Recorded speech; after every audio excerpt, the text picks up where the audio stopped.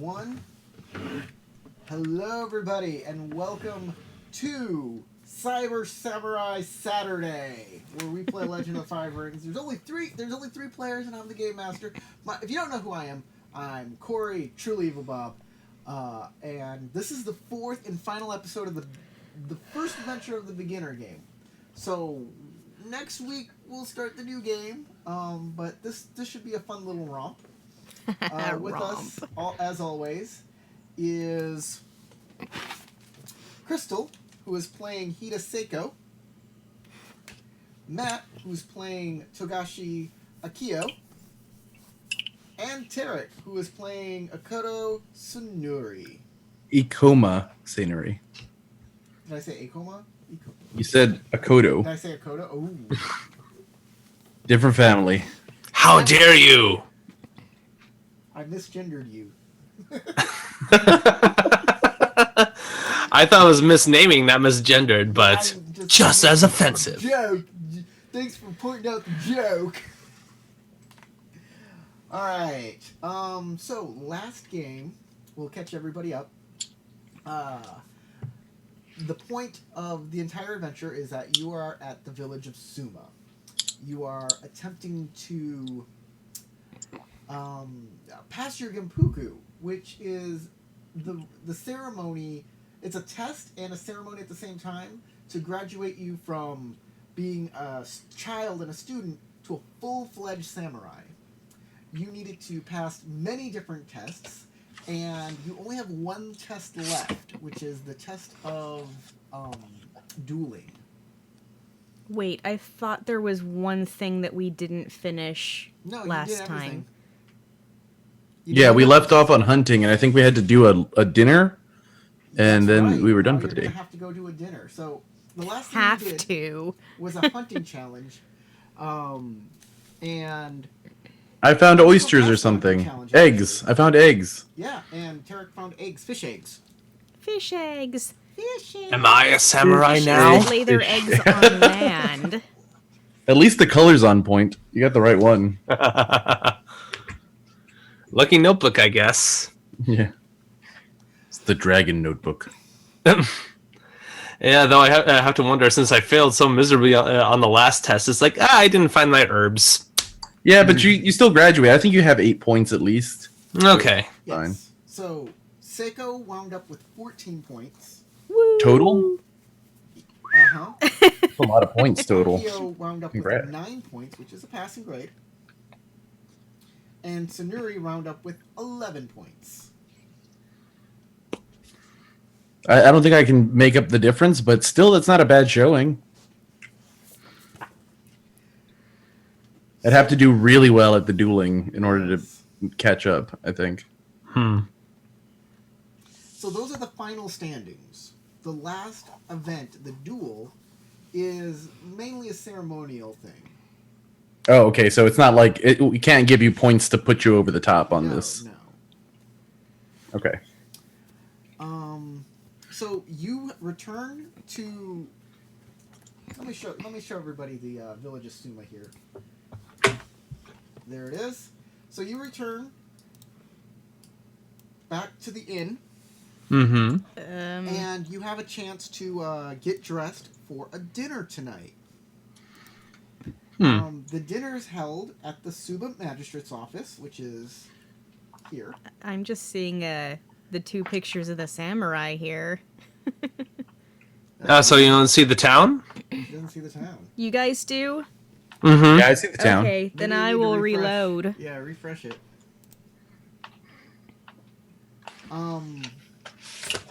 Let's see here. Okay, town's back. Yeah, so let me point it out to you. There's your inn.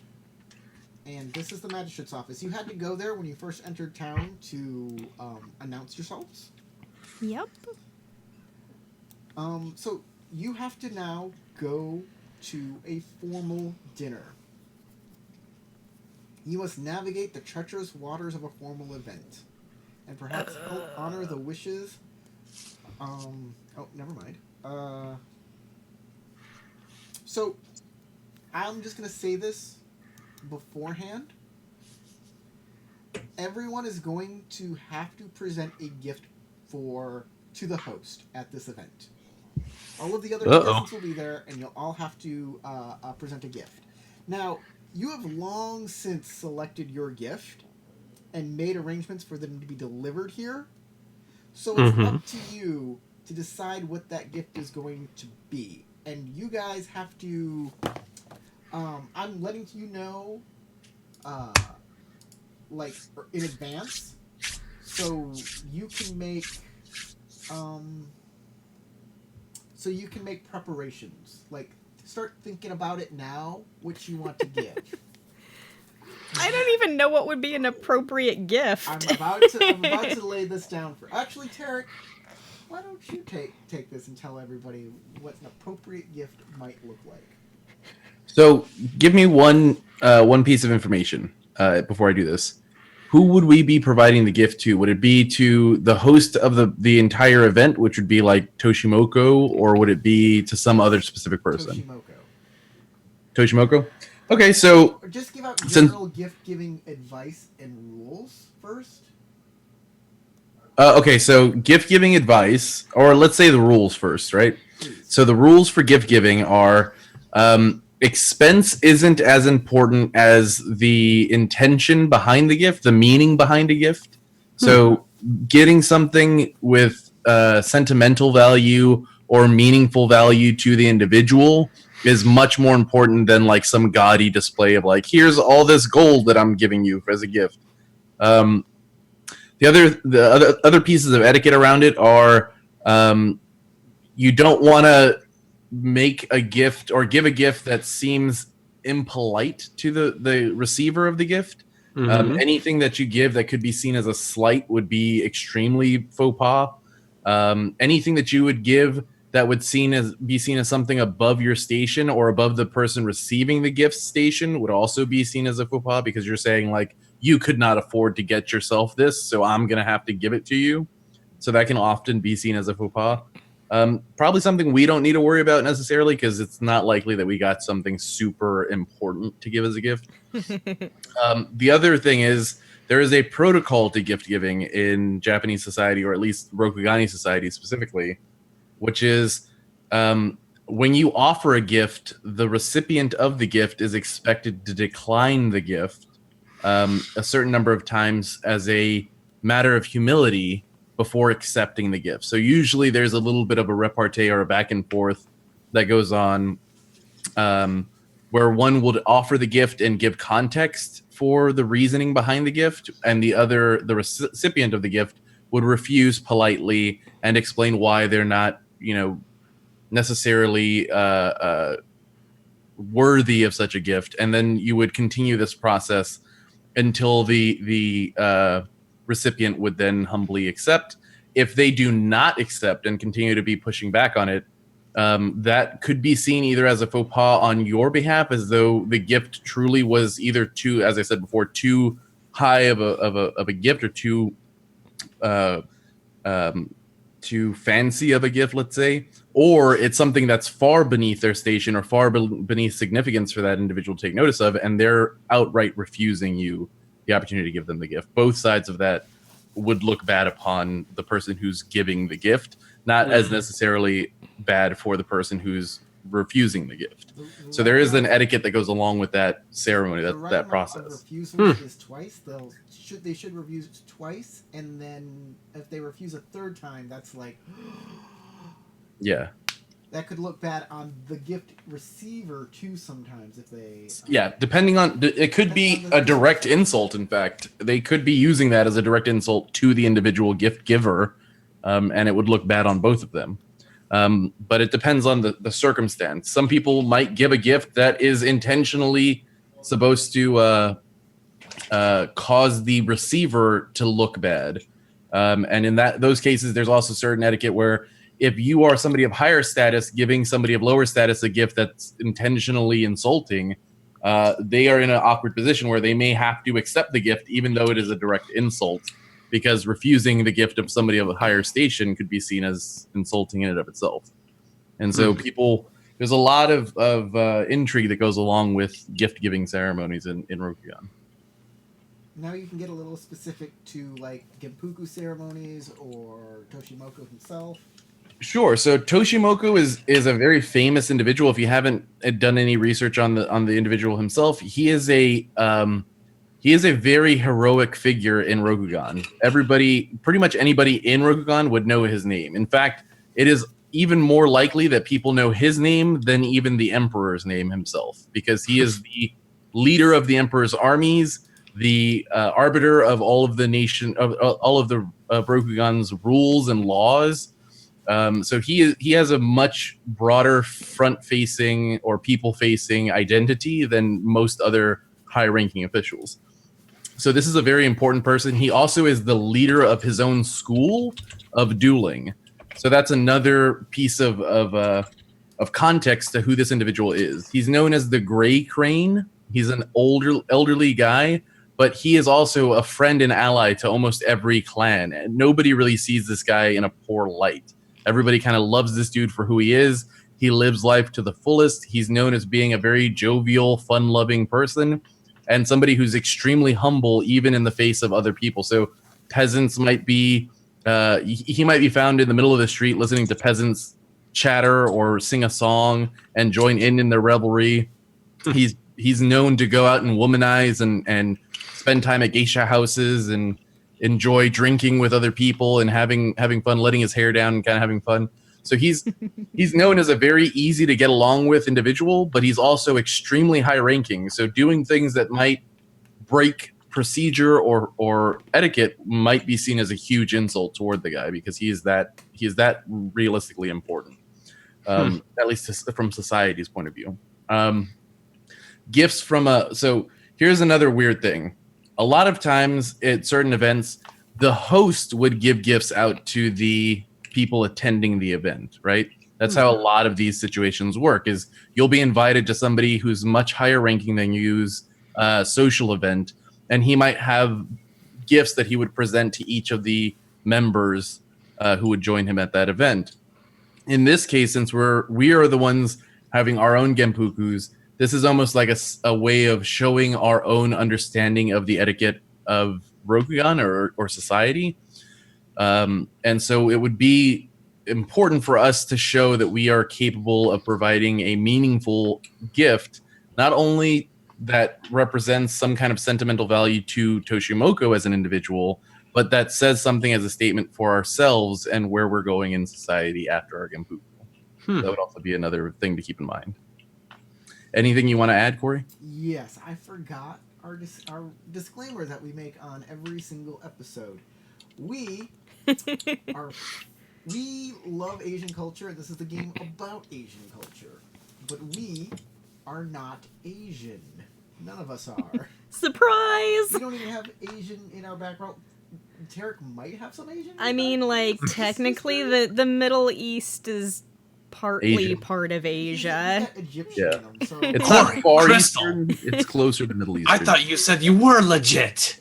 So, yeah, if we get anything wrong or do something that might be offensive in our playing of these characters, tell us. Let us know. We don't ignore these kinds of things. We want to know if something's making people angry or it's not kosher, it's not cricket. So we can change, be better people. Hey, that's not a bad thing, right? So, yeah.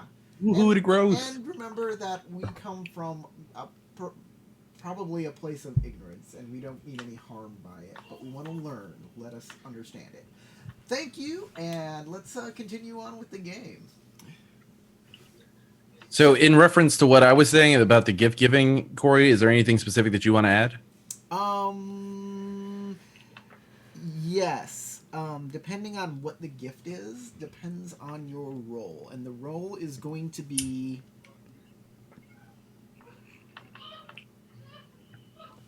like culture? Oh. Maybe. Yeah, depending on the rationale that goes into the gift, and the impression you're hoping to make depends on what the role is going to be, both what the skill is and what the ring is. Oh, we're rolling to pick what our gift is? No. You are going to tell me what the gift is and what you're hoping to accomplish with this gift. And then, depending on that, you're going to make a roll. That would be the accompanying roll for how you would give the gift. Yeah. Like what is your approach to offering the gift, going through the protocol. And the result would be how well the gift is received.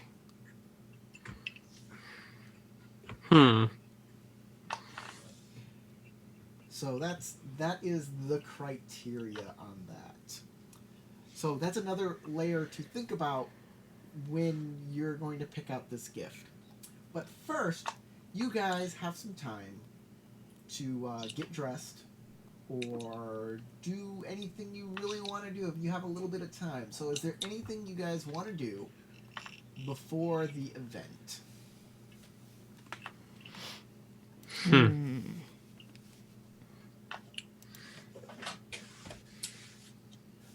By the way, in town, let me show you again what's all in town here in the town of Suma. We'll bring up our map again. All right. With that picture of Toshimoku, we'll bring this to the front. Okay. So, going around, we have Dignitaries Quarters. Mm-hmm. Magistrates, no, wait. No, I'm sorry. I was looking at the wrong thing. That is the Magistrates Estate. This is the Kikita Estate. These are the Suma Gates. This is the House of the Red Lotus. It is a tea house. Here is the Maneki Neko Brewery. This is the Temple of Amaterasu. This is the Shrine to the Fortunes. This is the Poisoned Water Sake House. This is where we got in the fight. Yeah, this is the inn, the House of the Laughing Carp. I wonder who's the genius that named the place that. Down here, It's like, oh, this is gonna get all sorts of good customers. Stay away from the Poisoned Water Sake House. Down here is Little Kanbulak. What is that? It's a foreign quarter for, I would say, for unicorn people, perhaps. For the Englishmen. No, like Or Cornejo. That's where no, Cornejo it's hangs not out. For, like, for, The Did you say Cornholios? Cornholio? it's for like other clans. Here It's is the Docks in foreign Warehouse. quarter in Vivek. Docks in the Warehouse. They're all like, these are all docks and warehouses all up and down here. Gate of Horizons. So where do the poor people live? Little Kanbulak, probably. Okay. This is the Gate of Duels. Where? Right there. There we go. The eastern one. The Gate of Duels? Yes, and this is the Kikita Dueling Academy. The Gate of Duels leads to the Kikita Dueling Academy. Don't tell Yugi about the Gate of Duels. Yeah. Oh, forget Did about you even say Seto duels? Kaiba. It's a whole school for learning dual monsters. You've activated my trap card. You fool. Screw the rules, I have green hair. You mean money. You have money. Those were both used. Green money. Screw the rules. Okay, I wanna prepare, or Sainori would want to prepare for the gift giving ceremony, and he'd want to show up a little early to provide the fish eggs. Ah, yes. So you go to the magistrate's office, and yeah, the woman is there, and she is kind of distraught, but you deliver the fish eggs to her, and she is overjoyed. Let me see. I would like to console her to try to make her feel better so she's not distraught. I'm good I at think playing you with people's bringing the emotions. fish eggs is enough for that. That just happens because you brought the fish eggs. Mhm. Well, I want to give her a kick in the butt as far as confidence goes, so that she makes a super awesome meal. Yes. Rather than just a normal meal. Okay. So, what kind of skills are we using here? I'm assuming courtesy. I wanna, make her feel like welcome and accepted, and see if I can find out what happened. Like, why did she lose all these fish eggs? Anyway, That she needed a new supply. The reason approach, the charm approach. So you're doing charm. Mm-hmm. he's so charming. Or you want to use enlightenment. Either you can charm to get information, or you can enlighten to enlighten to question truth they held absolute. Getting someone to remember their true self when they're acting out of fear, despite rage or supernatural influence. Okay, charm. That kind of Getting sounds someone about to trust right. you, fostering desire. Altering someone's current desire, efficiently making your way through a complex bureaucracy by being pleasant and gregarious. Insight, I am pleasant and gregarious, and I'm trying to navigate some kind of. Okay, insight Not really. makes them listen to their emotions rather than reason, reminding someone of their desires. So insight would make them emboldened. That's pumping them up. Okay. A charm would be getting information. Insight. Or making them just like you more. I'm going with trying to get them to give me information while feeling better about themselves. Like, go ahead and let it out, honey.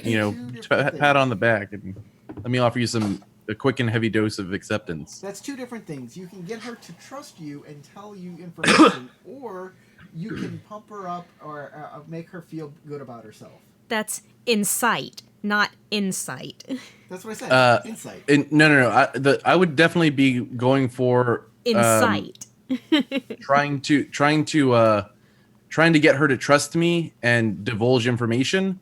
But through my school technique, I'm trying to console her, if that makes sense. The building her up part is I'm going to take on any strife that she might have, or any strife that she might have, to console her, and at the same time try to draw out information about why this happened in the first place. So your school technique, let's see here. Akoma Bard School. Perform a social skill check that targets one or more characters you may agitate or console. So... Wow, your abilities are so useful for interacting with people.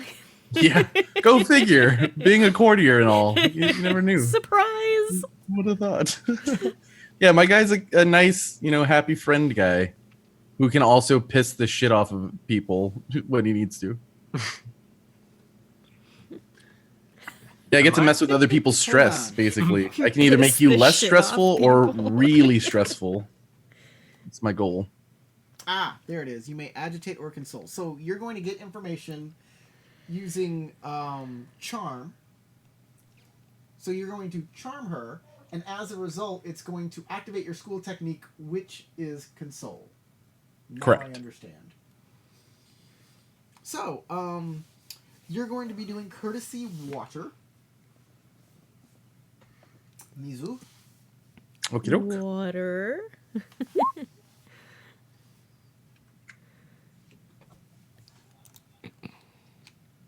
Okay, so I get to keep 3 of these. Yes. I'm going to keep the 2 successes and the 1 opportunity that has no strife with it. Okay. And I'll re-roll that 1 skill success. Skill die. Yeah, You must success and remember, it was opportunity. explosive. Nice. So that's another opportunity. So that's 3 successes, 2 opportunities, and opportunities and 2 strife. So I'll take 2 strife. I'll also be taking 2 of her strife as well. So I'll be taking a total of 4 strife onto myself. Wow, that does make her feel way better. So I'm up to 6, which is not great, but it's better than nothing. And that's 3 successes and 2 opportunities.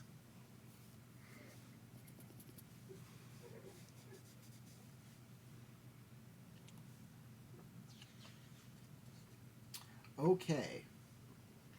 What happened is she does indeed like you. And she starts talking and tells you that one of the Scorpion, Bayushi Sugai, came in here early and knocked over all of these rare eggs. By accident. And ruined all of them. Uh-oh. Well, that sounds like a douchebag move. Now I am wondering if that was on like intentional or not, because I do not have a positive view of Scorpion. She actually doesn't know whether it was intentional or not. She has no idea. But she doesn't know why the Scorpion was in there. She said she was making sure that everything was perfect for Toshimoku. But then then the Scorpion, Bayushi Sugai, knocked over all these eggs. And he was apologetic about it, and then he left. Oh, well. Without cleaning it up, of course. Of course, because he's samurai class, and she's not. Well, I personally, I don't know. She might be. Probably Sainuri would not want to speak badly about anybody to her at this point. He wants to kind of just, lessen the blow of the situation and try to help buoy her spirits going into the preparation. Mm-hmm. So he's not going to be accusatory, but say, oh my God, that's terrible that happened. Such an accident, while it does happen, while these things are common, it's just hopeful for me that, or it warms my heart that I was able to at least make up in some way for the accident that was caused earlier, and that if she needs anything, for her to feel free to contact me or the place that I'm staying at, and I'd be more than happy to offer any assistance that she might need. She says that is much too gracious of an offer. That she does not deserve any sort of thing. You've already helped her already with these eggs, and that's more than enough. She feels indebted to you. I will tell her not to worry for a single thing, and that I hope to see her in good spirits once the dinner takes place. Yeah, my bad. Okay. Tasty character is delicious much better food will than be you. repayment enough. Love tonight. So, Crystal, do you have any plans? Anything you'd like to do before? I'd like to finally visit that tea house. All right, you go to the Red Lotus Tea House. And I will invite Akio to come with me. Well, Don't forget, what's his face? Oh, yes, of course. Hitoshi Our is welcome charge. as well. Hitoshi? Yeah. Drag him out. Hitoshi you find in the courtyard of the Laughing Carp, and he is, training hard in his Iijitsu stance. And he's swinging his blade back and forth and getting all sweaty. And? My palms they're sweaty. My mom's spaghetti. If Doodly it looks like he's at an opportune moment at some point near in the future, I will hail him respectfully with his last name. I don't remember it. Sorry, his family name. What do you mean family name? He's a mantis. He ain't got none. Mantis So he's Man. just Hitoshi. He's not Mantis Man. Mantis-san, or Mantis-chan.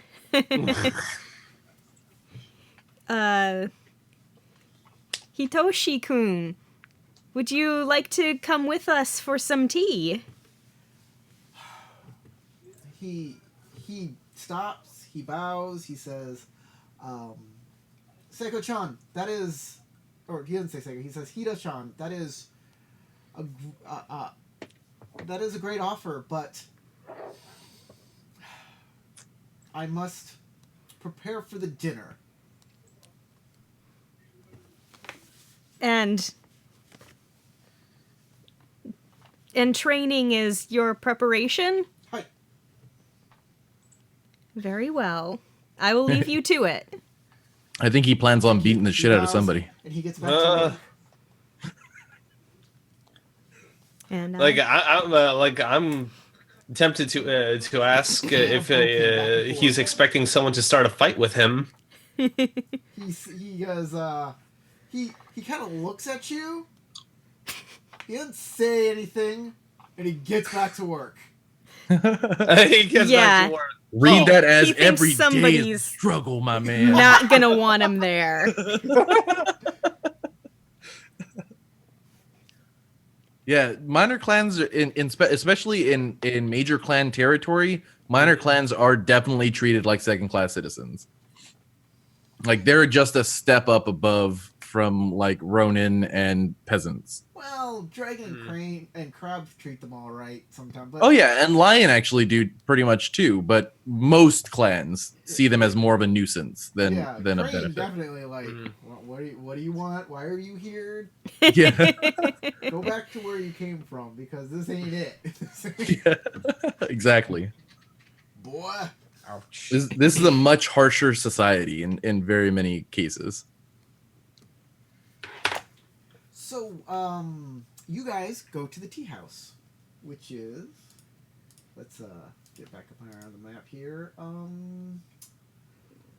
believe it wasn't that. It was this right here, I believe. Yeah. Let me check one more time. Yep, that's it exactly. The Red Lotus Tea House it's this building right there. You walk in the door, and your senses are assaulted. With delicious smells. Yeah, delicious smells. I was going somewhere different. Let's eat all the garbage. I was like, why? There are dried herbs everywhere, jars filled with barleys and all sorts of stuff. It's an interesting place. There's a young lady who bows and welcomes you to the Red Lotus. Crystal, just remember, none of their tea will ever compare to crab tea. There's a woman pouring tea into a glass teapot, and inside there's like a blossom that blooms as as the warm water hits it. Very nice. I suppose we seat ourselves? This is let's see.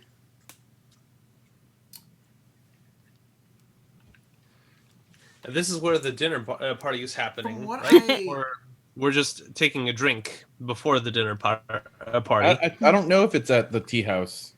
Yes, this is a tea house that you get served. So they'll sit you down, both of you at a table.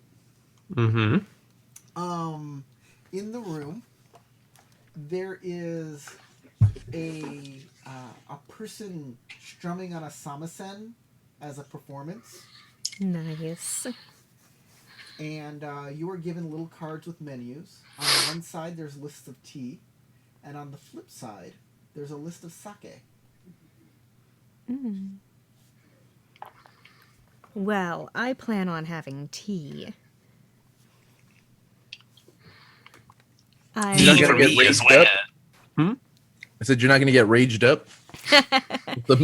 Maybe at the party. Like a beer bong full of sake? You also notice at some tables, somebody asks about a certain kind of tea, and the server goes and gets a small little thimble of the stuff, and so you can smell it and see what it smells like before you order it.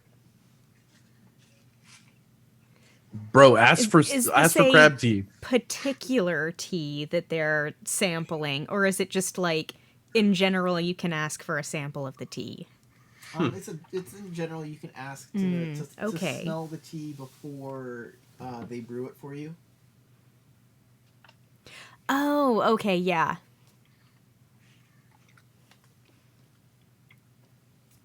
I really like tea a lot in person, and at the shops they'll open up the container and let you smell it. So, is there anything you're looking for in particular? Not like a specific type of tea, but I would like to see if there's one that I haven't had before.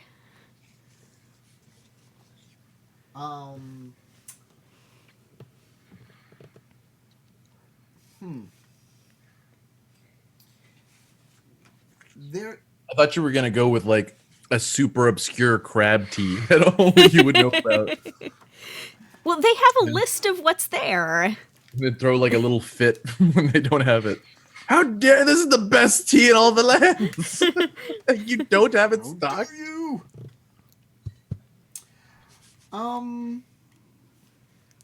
This is gonna be a sentiment roll.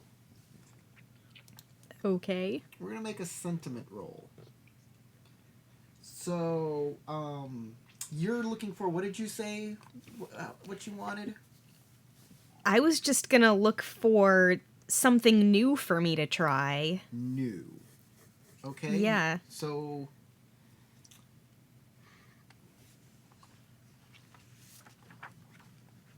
well, let's check this out. Maybe that's not the right approach. The right thing to do. It seems weird for me to have to roll to look at the menu. Well, you might pick something bad. Who knows? Maybe it's a secret way to unlock you into getting something bad. Or it might be a way to unlock the secret menu. Oh yeah. Secret menu. You want the up-down burger What? What about you, Matt? What is Akio's? instead of in-out burger? What is Akio's? Never mind. Oh, right. I think I might order a good ginger, good sir. Ginger? Ginger Yeah, tea. he wants a ginger kid to bring him tea. I'm not talking about the quality of the tea itself. Right. He's ordering a ginger. Exactly. He's like, I will need maybe someone he without a just soul. wants a ginger root that he can put I'm inside. both of you to Yep. make a sentiment earth roll. Just make a sentiment earth roll. This has nothing to do with the type of tea. Well, it does have something to do with the type of tea, but it's a little different here.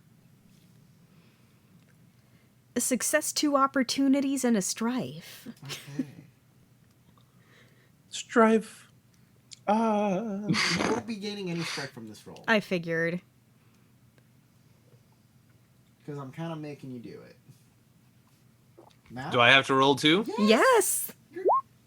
Jesus. I wasn't expecting that kind of reaction.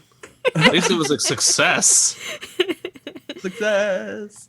It's like, do I have to roll? Yes! Do it. Do it. Do it. So, you had an encounter with tea recently. It beat up your mother. Yes, we did. You did.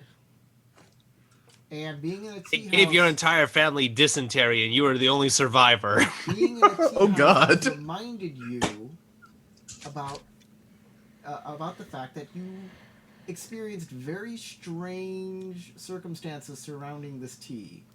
Yes.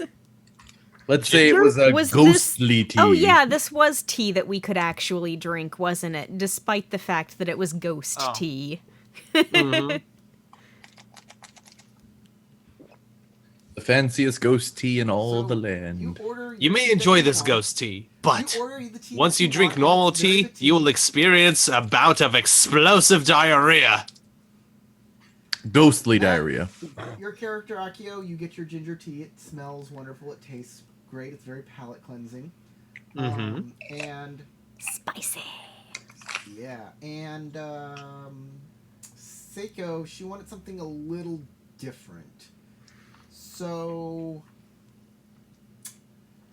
I'm not sure what would be different for Seiko. Peppermint. A not good tea, because all other things besides crab tea are not good. I don't know. Yes, Maybe it's like something unicorn with like chai spices in Yeah, there you it. go. It's like a chai tea. You get a chai tea. But as you're drinking this, you remember that you had some ghostly tea earlier, and perhaps you could find that again. Maybe it would make a good Okay. gift. Just saying. Ghost tea 2020. How would I Ghost even tea, go roll about 20, go. finding out what it was? I guess I could ask to smell all of their teas. It might be a crane tea If you're specifically. looking for something in particular, if you can describe the smell, they could maybe find. We could narrow it down. Okay. Yeah, what was the smell? Because I don't think I remember you like describing the smell of it during that encounter. Roll your mentality. Your like memory skill. I think that's Earth, right? To memorize things or Yeah, remember it's things. recall as Earth. Yeah. That's why I had them roll sentiment earlier. Oh, that's what the sentiment thing was? Yes. Ah, I see. Well, I rolled 1 success. Does that count? Yes, it does. It made you remember that there was ghost tea. Not particular flavor or like maybe a smell that I can recognize. You can Probably would have describe needed it. like You an can extra describe success or an the opportunity or tea, something. And she'll bring. Yeah. I think I will meditate on that and So- try to successfully enter void space Well, and do a void roll. There's no Void void here. space? You can't recall something using void. Huh?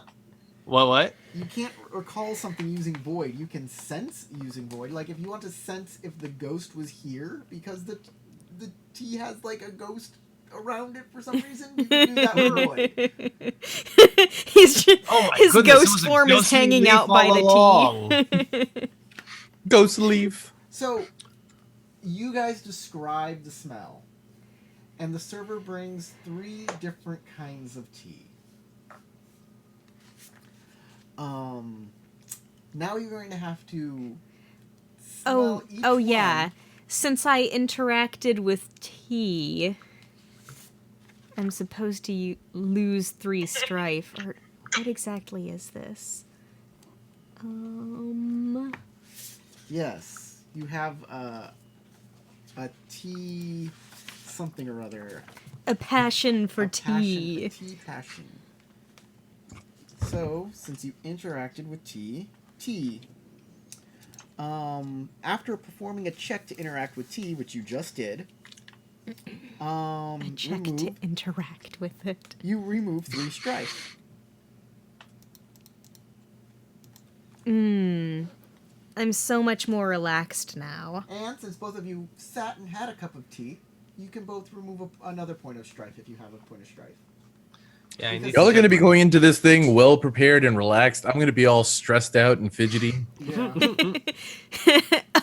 What Right, is wrong 'cause with the both of you? You seem You took somebody relaxed. else's strife and got strife in order to do that. So there's Yeah. 3 teas in front of you. You're going to have to figure out which tea is the ghost tea. Yes. So Please excuse me while I put my face into this bag of So tea. this will be an actual roll. yes, this will be, and you'll get strife from this roll. Yes, if we earn strife from the dice, we will get strife. So it's going to be a trade skill. I'm going to say this is a commerce roll. You're going to use commerce earth to Commerce recall earth. the exact smell. Interesting. Are you sure it's not skullduggery? And you can spend. Yeah, at least if you want. I have like a rank 1 on skullduggery. You do? Yeah, You're a ninja monk? exactly. A lying monk. I wish I was a ninja monk. Within reason. Huh. I don't even know what kind of things could happen from an opportunity on this roll. So you both rolled. Yeah. Mm-hmm. Okay. Yep. Success and opportunity. Okay. And you have, and y'all are keeping all of your dice, right? Yep. Okay. Yeah, might as well. You both, Matt, you narrow it down to 2, but can't figure out which of the 2 it is. Mm-hmm. Crystal's like, Seiko is like, this is the one. This has got to be the one that that the tea is. So with the opportunity, you can get a slight discount on buying some of the tea that you can take with you. Oh, nice. Oh, hell yeah. Let's do that. Maybe I could use that as my gift. So, they'll get you a canister of it for 5 zenny. But since you got one opportunity, it'll be 4 zenny. And is there anything else I could do with the opportunity? No. Nope. All right, let's do that. Or you could get rid of a strife with an opportunity. I'll let you do. Well, hold on. Let me. I mean, I only got Let me one check in the back strife, of the so book. it's not gonna be like that much of an issue. A few moments Let me check in the later. back of the book. God, Check I in the have book. 9 strife. How the hell did this happen? So it was. Wait, you have 9 strife? You should have gone back down. No, Reduce I the was TN joking. of I the- was okay. So I guess you didn't understand the meme. A few moments later. Oh, okay. Yeah, I missed that part. I was saying because you strife during the battle. How did I do that? At the end of a scene, you're supposed to drop your strife back down to half your composure. Yes. So Okay. So you should at least have started at that point. By the way, everybody has void equal to half of their void. Void points equal to half of their void. 2. Then your Half void of points- your void. Half of your void is 1. Minimum of 1. 1.5. So I rounded upwards, boy. So I'm teasing. you can reduce the TN of the next check another character makes with the same skill before the end of the scene by 1. But like the scene's ending. We're anyways. over. Yeah. I'll take the discount. Seems like a good gift, anyways. So you can buy some tea. Well, you already prepared a gift beforehand. It's being delivered. This is for you. Maybe it'll To come in enjoy? handy. I mean, you're dealing with a ghost that likes this tea, right? Think about it. Sure, why not? Make use of it. Mm-hmm. All right, might as well. Spirit man. Spirit man. Spirit man, I summon thee with a lot of tea. Interestingly, I think you two are the most spiritual in the party, considering there's only 3 of us. Oh, I didn't know Seiko was spiritual. I don't have any spiritual stuff.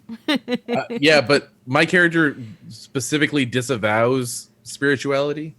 Oh. Yeah, Lion are Even- not known for being spiritual. It literally, for context, the founder of the Lion Clan, Akoto, he threw out Shinsei's teachings in favor of his own teachings called leadership. So instead of having the Tao of Shinsei, which almost every other clan follows, the Lion follow their own ruling or societal paradigm called leadership, where it's much more focused on the mastery of the self and the unity of the clan and standing up for each other. And there's a whole litany of rules that are set down by Akoto himself for how Lion are supposed to comport themselves. it's the art of war in Rokugan. That's all it is. Yeah, it's basically the art of war. Okay. I Well, mean, as in the book, The Art of War. Right? Yeah, By they're Sun Tzu. not. They're also the only clan that's been allowed to do so. The emperor allowed him to not accept Shinsei's teachings, where every other clan is expected to follow them. I am also going to go ahead and get some of that tea because regardless of whether or not it is handy with our ghost buddy, I would like to try this tea again in the non-ghost form. So, the time of the feast arrives. The Magistrate Estate is an elegant home overlooking the village, currently festooned with lanterns and packed with servants and guests. The house has its door thrown open to the warm spring evening, transforming its interior into one massive feast hall around the central garden. A servant bows to you as you enter and escorts you to your seat at a long table set aside for the contestants. the kitty table. Not anymore. At the heart of the table, I want a full turkey leg. Ugh. at the head of the table is Kakita Toshimoku, flanked on either side by the town magistrate, Kakita Kiyatatsu, and the priest from the contest, who I guess doesn't have a name. Priest man. Kitsuki Yukimi and Bayushi Sugai sit across from him as honored guests. Each favor you with glances as you reach your seat. A friendly one from Yukimi and a dour glare from Sugai. I give him back a glare. See, guy? I give him a knowing look of like, you're up to something.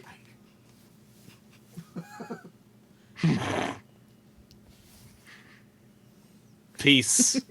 I kind of want to do something that's kind of schemy, but I want to offer him a gift of chopsticks as a sign of like, I know you tried to fuck up this dinner. Too bad you don't have chopsticks. I do. I bought chopsticks from the curio shop. I did. I have a pair of chopsticks. I would love to just give it to him as like a. You can try and do that when it's your turn. Yeah, no. Most of your fellow contestants are already here and enjoying sake as well. Hitoshi, in particular, seems to be muttering darkly into his cup. He's enjoying a lot of sake. His finery is not very fine. It's the exact same clothes. Once all the PCs are seated, it's time for the formal presentation of gifts to the host.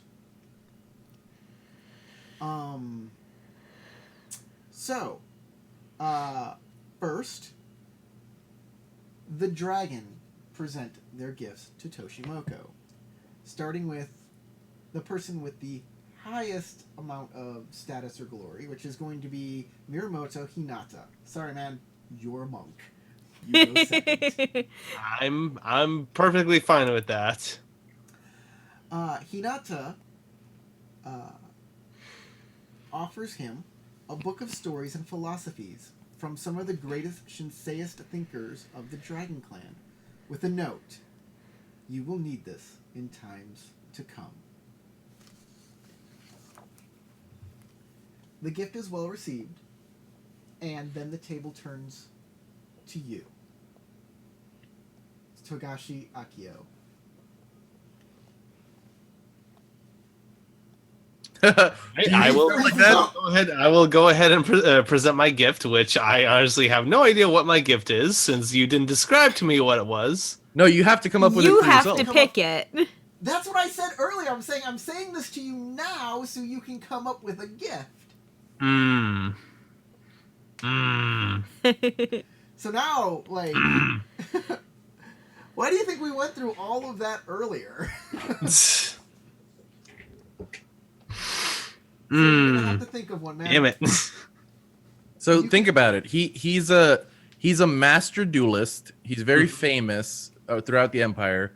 Pretty much everybody in the entirety of the Empire knows who this guy is. So what do you get the guy who has everything already, basically? A really fancy bow staff. You could do that. Okay. Good, yeah.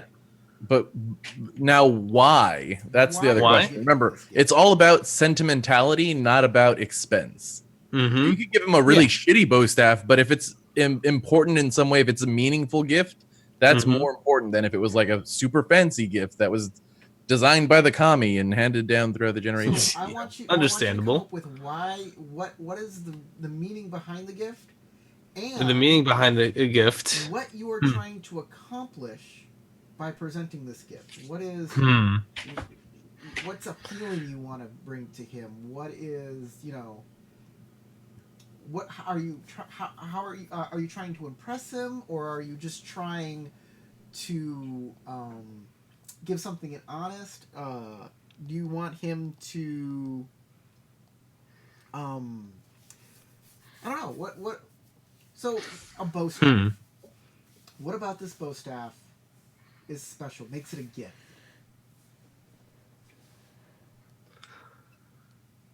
Well, let's see. Since Akio likes to fight with a bow staff, he thought that he would honor. Damn it! What was his name? Toshimoku with a weapon similar to what I use. So whenever he's in combat, he can remember that he has an ally on the field that presented him this gift. Ah, so this is a gesture of solidarity with Toshimoku. This bow staff is being presented to show you that the monks of Togashi are with you at all times. That is excellent. All right. That is a very good gift. So you're going to have to make a roll. You failed everything. All strife.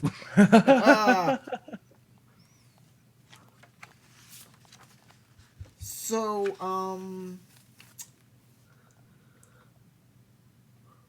we're gonna look at some skills here. Mm-hmm. To see which one might be good.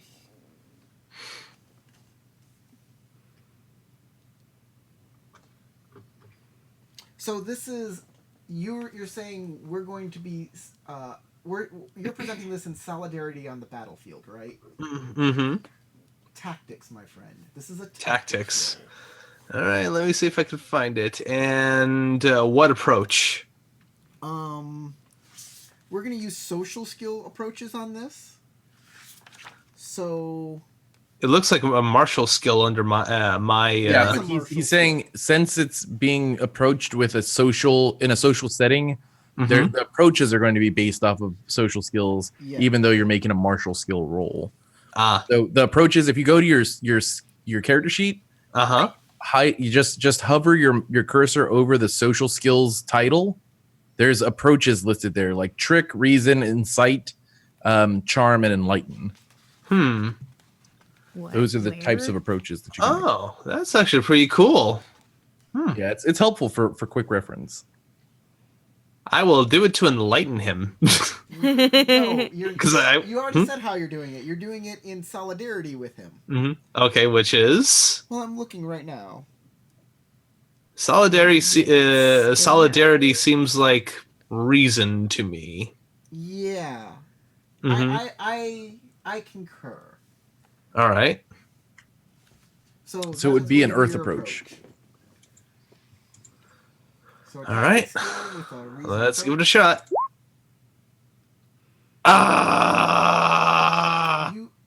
No, it's only an opportunity with a strike. These rolls, right? You can spend void on the roll. Yeah. I made a point. Point to tell you about void earlier. Mm-hmm. So, yeah, last game. Unfortunately,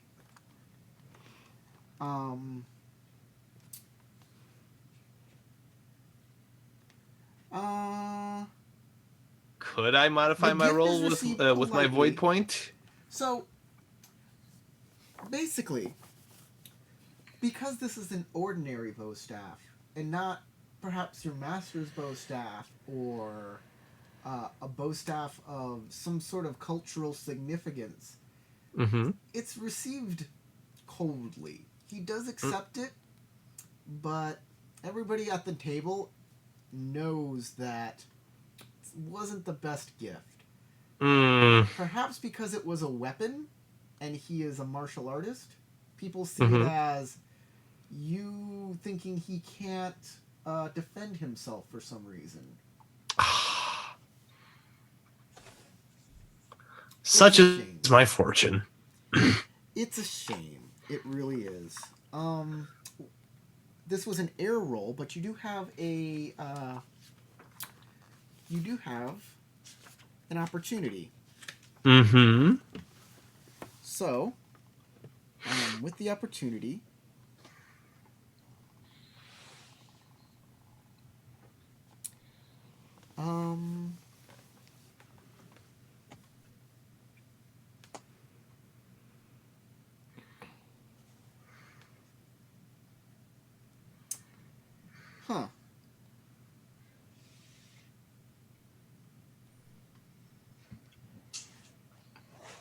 Well, I don't know what to do with that opportunity. Get rid of the strife I accumulated, maybe? No, I won't let you do that. What I'll say is, because you won't lose any glory from losing this roll. So I can't modify it with using a void point, huh? You have to do that before the roll is made. Ah, okay. I did explain this all to you. All right. So, the next person to present gifts are from the Crab Clan. Yusuke Jun from the Crab Clan offers a cask of friendly traveler sake, arguably the best in Rokugan. Toshimoku loves this gift. Then the Unicorn present their gift. Wait, don't I go with you Crab? Go, yes. He's a courtier, so he gets to go first. Seiko, you're second. You are Crab. My mistake. I offer him the most renowned tea from the Crab Lands, the most delicious tea that I can find, saying that it is something he can enjoy with friends. Okay. And what are you trying to... what is your rationale behind this gift? Just for friendship?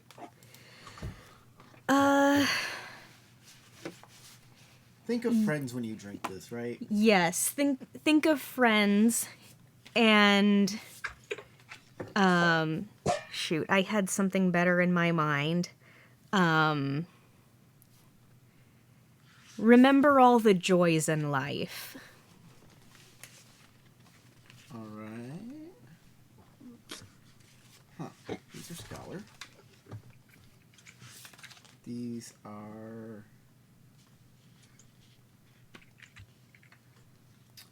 I'm going to say that this is a sentiment watcher roll. Okay.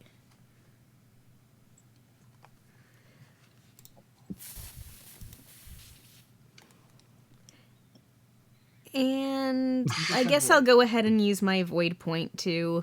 Sounds like a good plan. And that's the black die, the ring die that I add? Yeah, you add another ring die. Okay. Woo! I got one success. One success. Unfortunately, one success is not enough in this cutthroat gift-given world. Why? So, yours was water.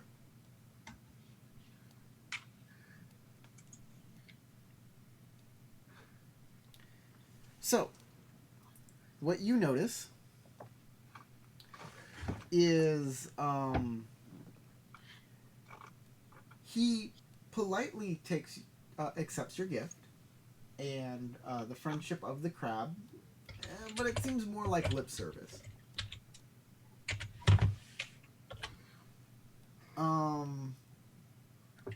And that's because you kind of remember back at the Kakita Dueling Academy, just a flash of a memory that as you walked through the halls, one door was slightly ajar, and there was a rack in there with teas, and they were all famous crab teas, and it's like he has all of these in way too much abundance. But nobody thinks poorly of you for it. So you can continue on with the gift-giving ceremony. And the next is the unicorn. And she gives him a caged songbird, the unicorn found in the western lands beyond Rokugan. He's really intrigued by this gift. The scorpion offer incense and perfumes from Bayushi Mei Ling, offers incense and perfumes known to come from the Spice Islands of the Mantis. Toshimoku does not like this gift. He receives it rather coldly. He is incensed by it. He's incensed by the incense. Then it is the Phoenix.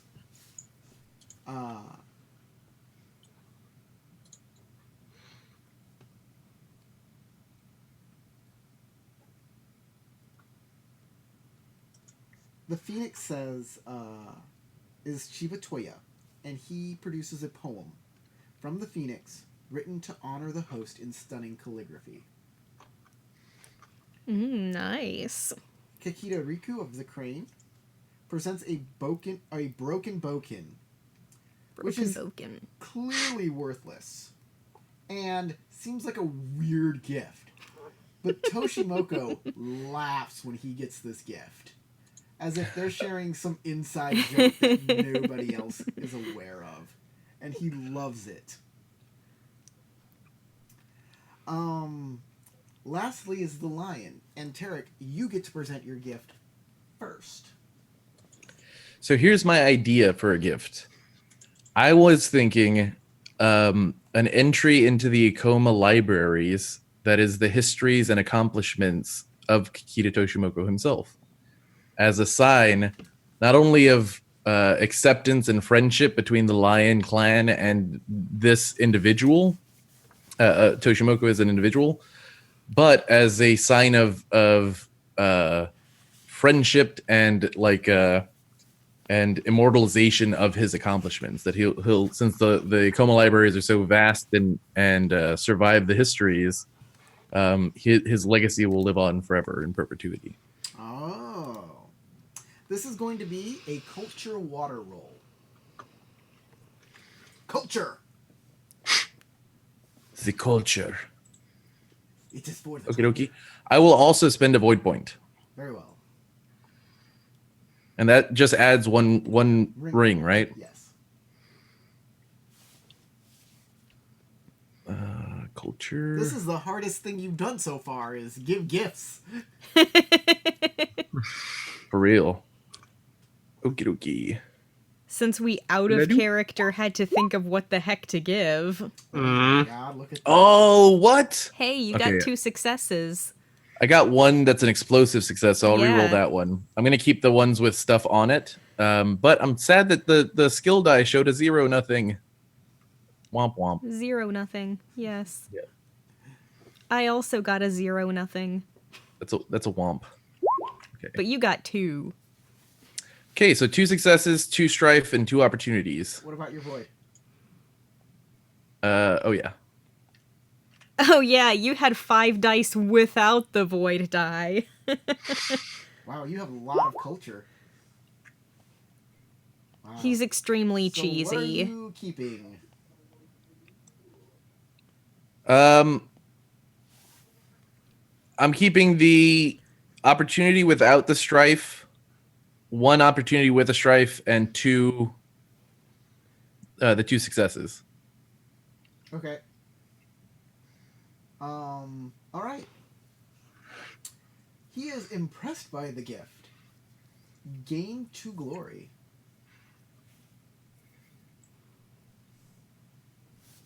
Yay! I'm back up to where I started at.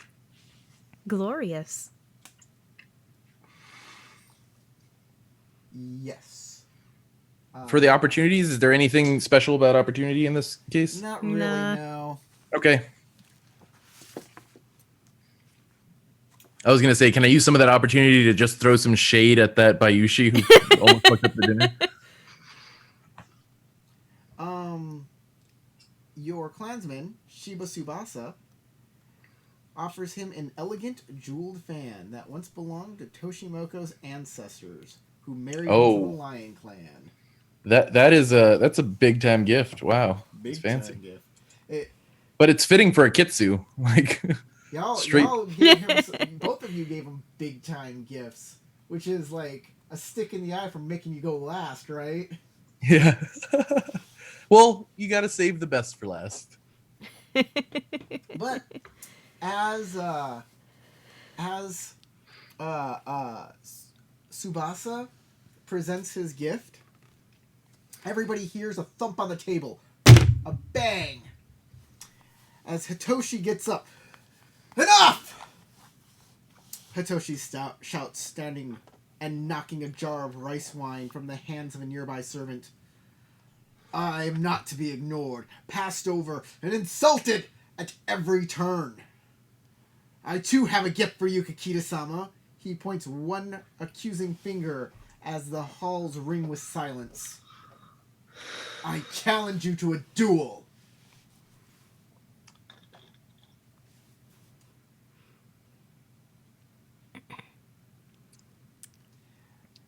You three. I'm a little flabbergasted. Yeah, everybody is. It's really quiet as he does this. We just all go. Stand up. Your eyes look raise up as you see something sitting at the table, looking intensely at Hitoshi, the ghost of Doji Satsume.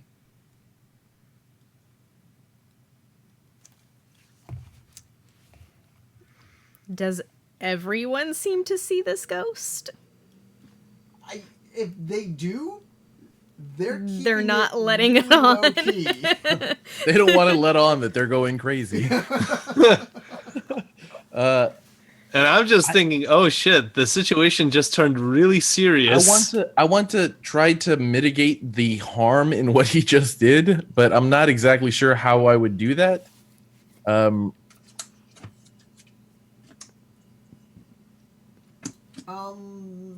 You could try and turn it socially, or perhaps use some trickery of the law to kind of be like, oh, well, you see, blah, blah, blah, blah, blah, this, because of this and that in the laws.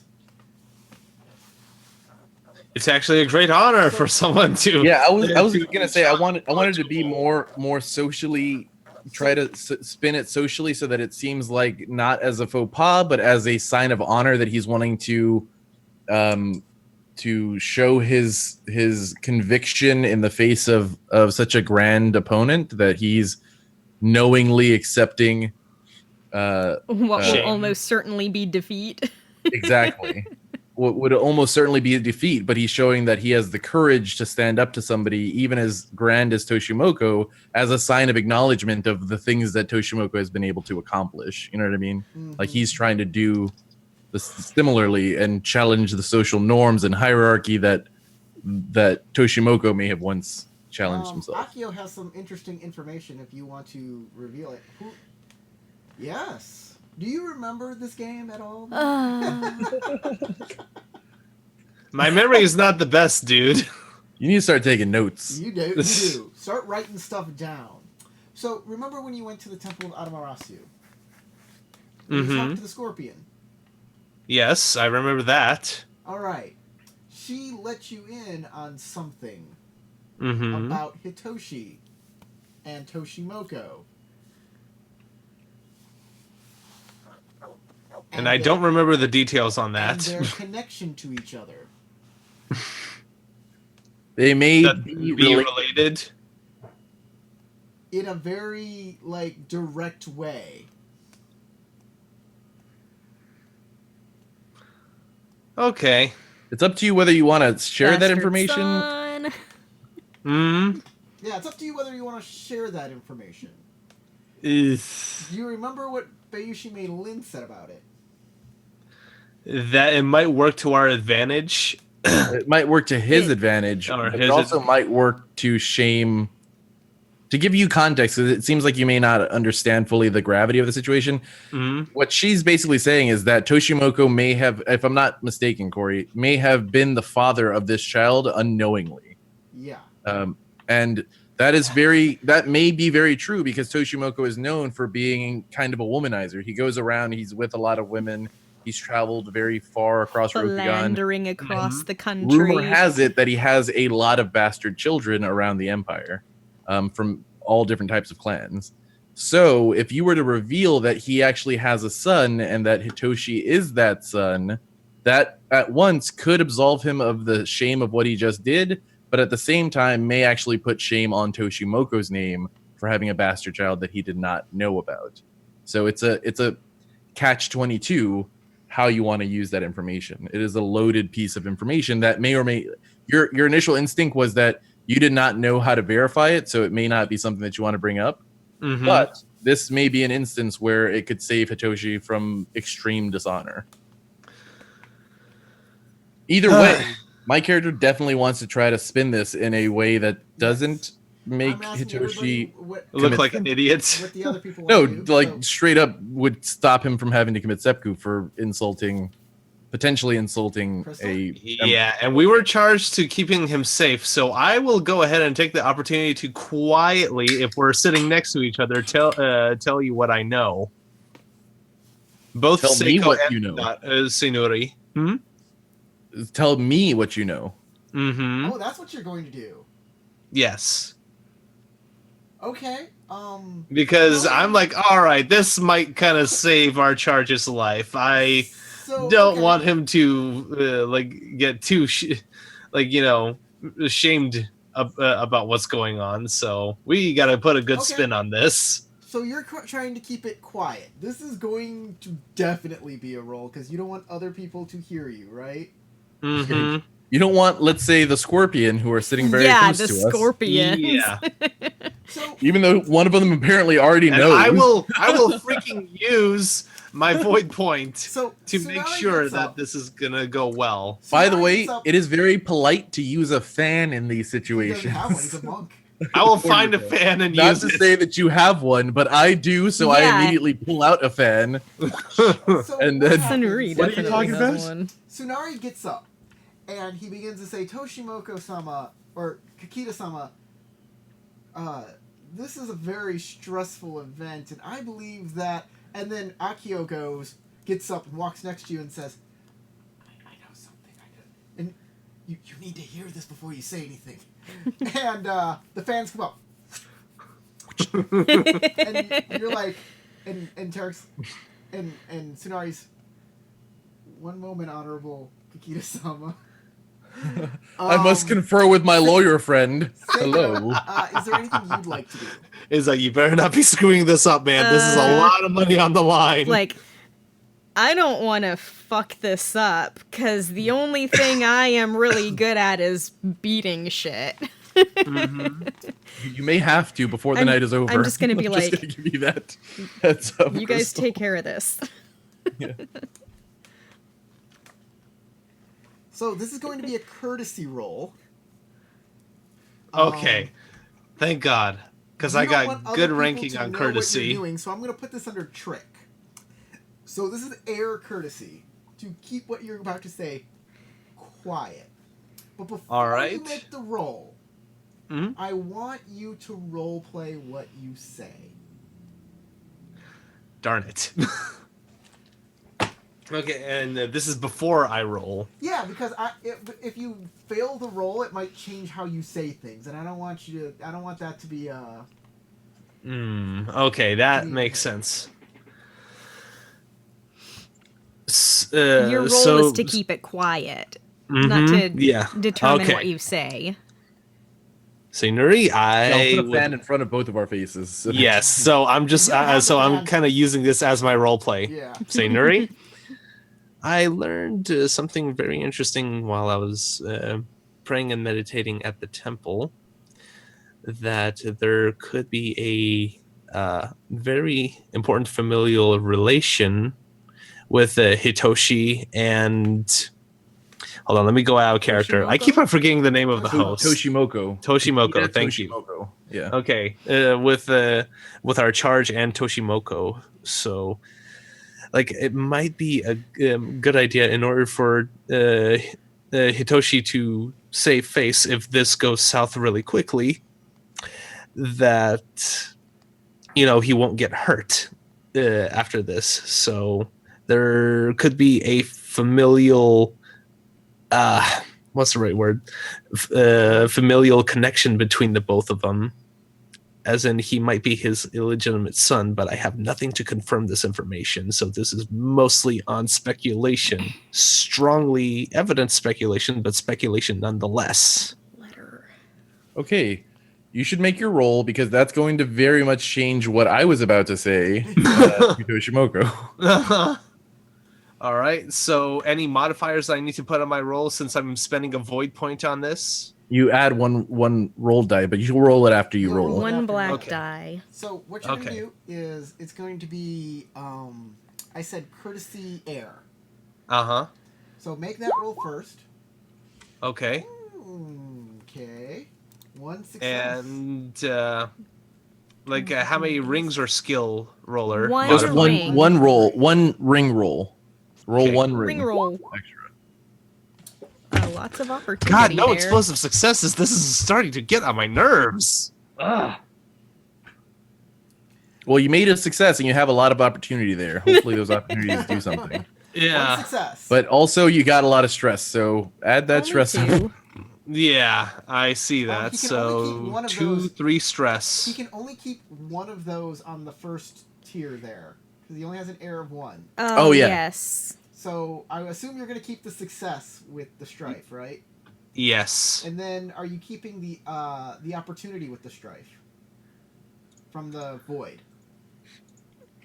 Yes. The way that they've written this, you have to keep your void die. You don't have to, I think. If you roll it, you don't have to take it. Because it's an optional thing. It's supposed to only kind of help you. Mm-hmm. So you don't have to take your void. I could be wrong. Like let me look it up. Mm-hmm. Void. In any case, it's not a bad thing to have another opportunity. Spending void points. Seize the moment. A character may spend 1 void point to roll 1 additional die and subsequently keep 1 additional die during step 5. Choose to keep your dice. Oh, okay. And so the way I read that, it's all pooled together. You don't have to specifically keep the void die. Exactly. It's just you get an extra die to keep. Okay, so you can choose to keep the one without the stress. Yeah, then. you can keep I the will do that ones. then. So you're only keeping the 1 die. No, he can keep 2. No, he's taking that and it doesn't have to be the one without with the strife. Oh, it doesn't have to be the one with the strife. So you're taking 1 opportunity, mm-hmm. and then 1 success with strife. Boom, got it. Mm-hmm. Oh, figured that out. So, with this opportunity, I think you can use this to your benefit. You should. That's why it's called an opportunity. Mm-hmm.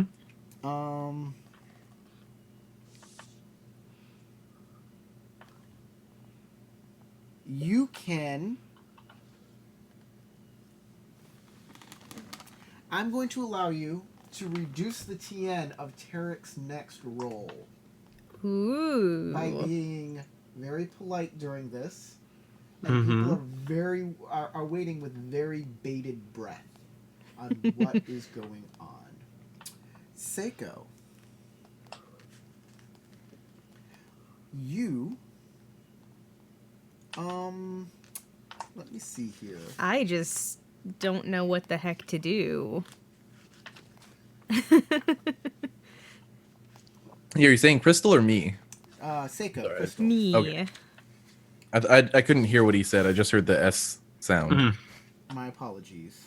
No worries. My apologies. Stop hissing, Sir Hiss. Sir Kevin Durant. Stop hissing in my ear. Hiss. Trying to think. You've hissed your last. For overhearing. Oh, you get a chance to overhear what he said. Yes. So people also, for both of y'all's information, for cultural context, eavesdropping in Rokugan is seen as an extremely dishonorable thing to do. But everybody However, does it. People do it fucking constantly. So letting other people know that you eavesdropped on a conversation looks very bad upon you. But actually doing the eavesdropping and taking that information for yourself and maybe utilizing it in some subtle way is not seen as dishonorable. So if you let people know that you eavesdropped and they can put together the fact that you were just eavesdropping on a conversation and you're now using that information publicly, problem. If you can get away without people realizing that you just eavesdropped, not a problem. Mm-hmm. I'm crossing my fingers that at least my role helped you prevent did have one success. Tarek, so that's something. I'm going to ask you, what do you think would be a good a good skill roll for this?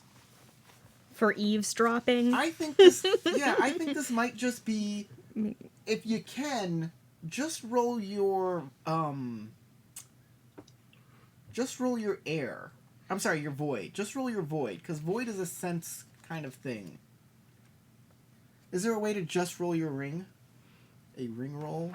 Ring roll? I mean, I could just roll a single ring die if that's what you want. Yeah, you only have a one void? Yeah. Let me check to make sure that void is the right thing to do here. Air is analyze, trick, feint, con. Earth is restore, recall, reason, withstand, produce. Fire is event, theorize, incite, overwhelm, innovate. Water is adapt, survey. Survey might be more pointed. It might be more useful in this case. And void is attune, sense, but sense is disturbances in your surrounding that would be imperceptible to most. This represents a character's sixth sense, giving them hunches. So yeah, I'm going to say it's water. So this is survey, which is part of... It may actually be a culture water check, because you're trying to... Maybe. Like, listen in on it. You know what I mean? Without breaking protocol. Identifying a fellow samurai's clan family through objects. No, it's not culture. But I'm just going to say it's a straight water roll. Okay. Okay. I'm going to try and reread these rules and see if there's anything for that, like listening in on people. You think there would be, right? Okay. So I'm going to roll culture water. Just water. Oh, okay, just water. 3 dice. What? Why did it only roll 1? That's not... You rolled a skill. It just says you rolled a skill. I don't know what you rolled. Try it again.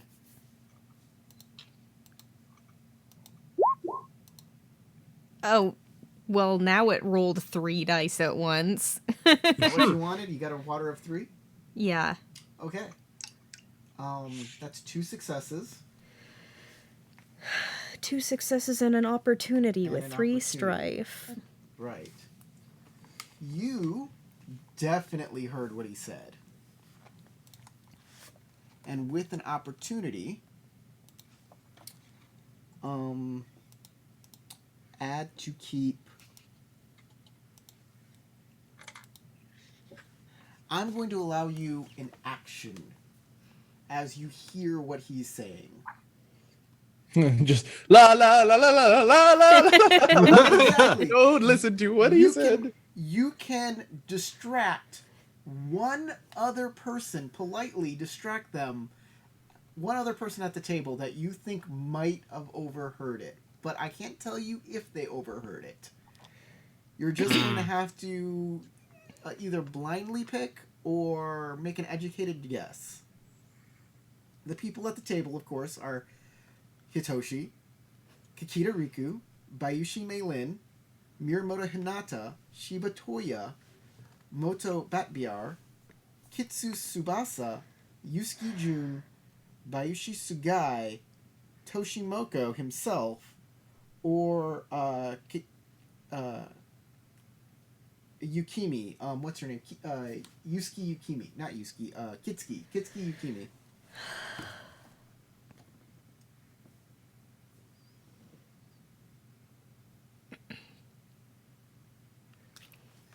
So basically I get to pick between every single person who is part of this. Yes. Yeah.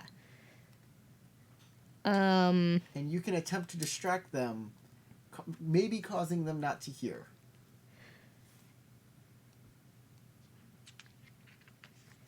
I'm going to try to distract, what was the Bayushi not Meilin. Sugai. Bayushi Sugai. Okay. You are going to have to make a courtesy air roll. Because you are attempting to trick. Good luck, Crystal.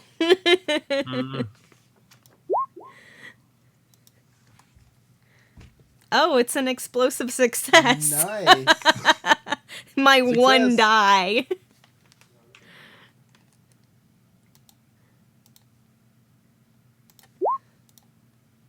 Wait, what? I'm just no, I only had one. This roller sucks. It's all right. We could just take that first one since it's the first one that was rolled. So you got 2 successes.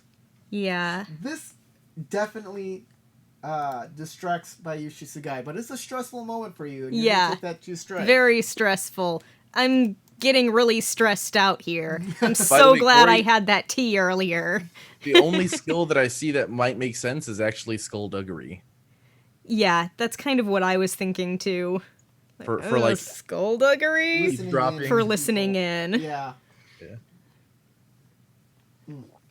Because they don't have an investigation skill anymore. Yeah, they don't. Which is odd. Well, there's a description in the end of the skill section that talks about how to use investigation, and it feels like that would be something that skullduggery would be used for. Okay. Well, they also have these blanks on the character sheet where you can write stuff in.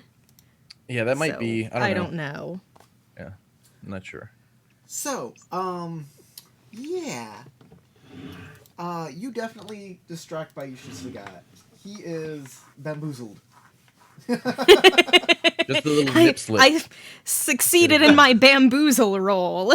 Now it is time for Tsukimi or Tsunuri to take the stage and try and defuse the situation. So my attempt to defuse the situation, I know Toshimoku's history, and I know that he was a firebrand of a youth, and knowing that Hitoshi may be his relative in a very direct way, I'm going to try to spin this as a sign of his respect for Toshimoku's fiery youth or brash youthfulness, and as a way of honoring the memory of where Toshimoku came from and his acceptance of the lower classes throughout his life. That will make it more socially acceptable for this to happen, but you still have the problem of Hitoshi wanting the duel to happen.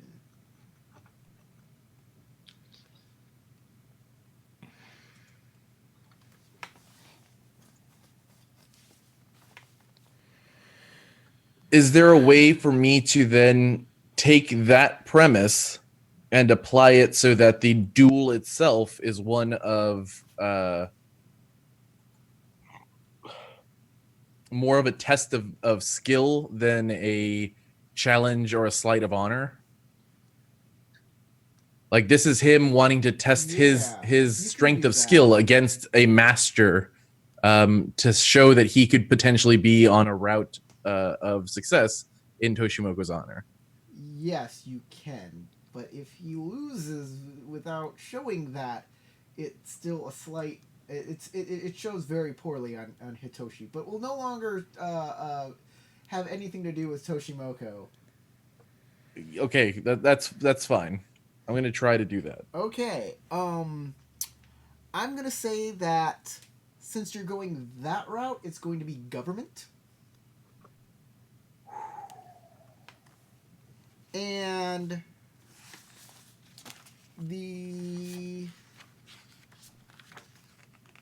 yeah. So basically you're like, this is not without precedent. You know, he's trying to do these things to show you his... No. You're absolutely right. This is courtesy. This is courtesy void, the enlightened approach. That's definitely what this is. Courtesy void. I agree, but that's going to be painful. You didn't put much into void, huh? No, I don't. I only have one in void. But you have a good courtesy skill. Yeah. I do have a decent courtesy skill. Isn't it like 3? It's not 3. 2. By the way, It's the 2. TN for this is 3, but since Akio was so polite and kind of diffused the situation with his kind of talk to you, it's now down to a 2 TN. Okay, wish me luck. Good luck. Yeah. And then roll your best. I kind of wish this was a fire check, but go. 1 success. 1 success. That's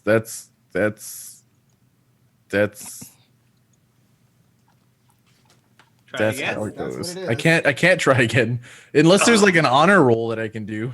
There's no honor roll in this situation, but I don't think that's gonna work. Apologize. So sorry, you're not on the honor roll. I will attempt, because it's a school or because it's a social skill check targeting 2 individuals. I'm going to try to use this opportunity to use my school technique to console Hitoshi, to try to calm him down as I go through this. You can take some strife from Hitoshi, which he definitely has. Of yeah, course. I'll take 2 strife from him and take it onto myself, which will strife me the crap out, but hopefully that'll help. Okay, he gains his composure and calms down, replacing his face. He looks to you and says, I understand what you are trying to do here, Lion-san. You're a good friend.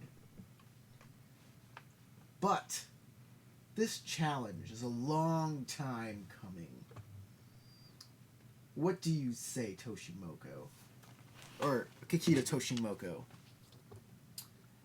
And Toshimoku stands and says, very well. After a painful silence, normally I charge for lessons. But since you're so eager, I'll make an exception. He stalks forward and you realize for the first time that he has the same lean and angry grace as Hitoshi. Riku-chan, he bellows, bring 2 practice swords. Kikita Riku leaps from her seat at your table and sprints out of the room, her feet pattering into the night. After a few tense minutes, she returns carrying 2 bokken. Toshimoku tosses one at Hitoshi. A child's weapon for a child's tantrum, he sneers. Hitoshi says nothing, his face flushed with shame and rage. The 2 take their positions, bow, and then suddenly, the duel is over in a single blur of motion. Toshimoku holds his bokken above his head. Hitoshi slumped to the ground, grabbing his wrist and struggling to keep from crying out. Here's your free lesson, child. Be faster. Just for a moment, you think you see Doji Satsumi's spectral form out of the corner of your eye, slowly shaking his head in sadness. Mm. Two servants come and try to escort Hitoshi away for medical attention, but he waves them away and storms off. Everybody sits down for a very awkward dinner. Everybody's kind of looking at each other like, did I hear what I thought I heard?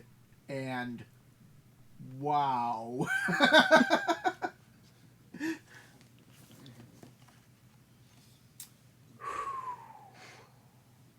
The entire dinner is very strange and very, like, this is not a celebration anymore. Mm-hmm.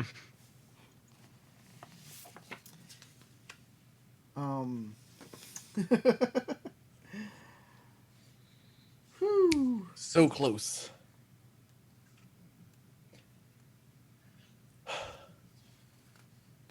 So,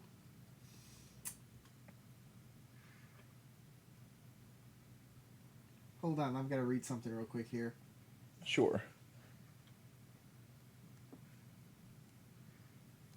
Okay.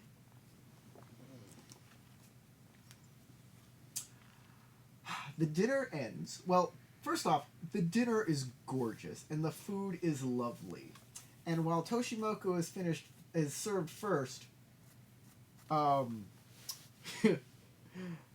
Tsunuri is given extra portions of interesting things. He gets weird dishes that other people don't get.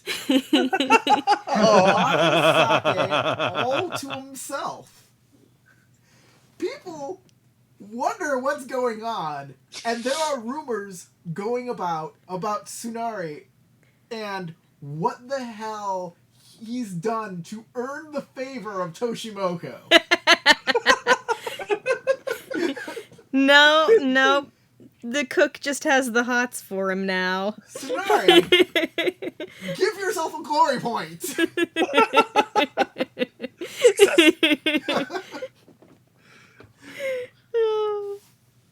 It's not how it looks.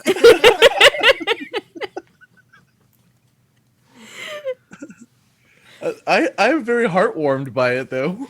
Yeah, I'm not gonna, you know what's going on. Anybody. You're like, aww. Yeah. Everybody can... Well, the food is gorgeous and lovely and tastes great. The mood in the room is tense, and no one loses any strife from this dinner.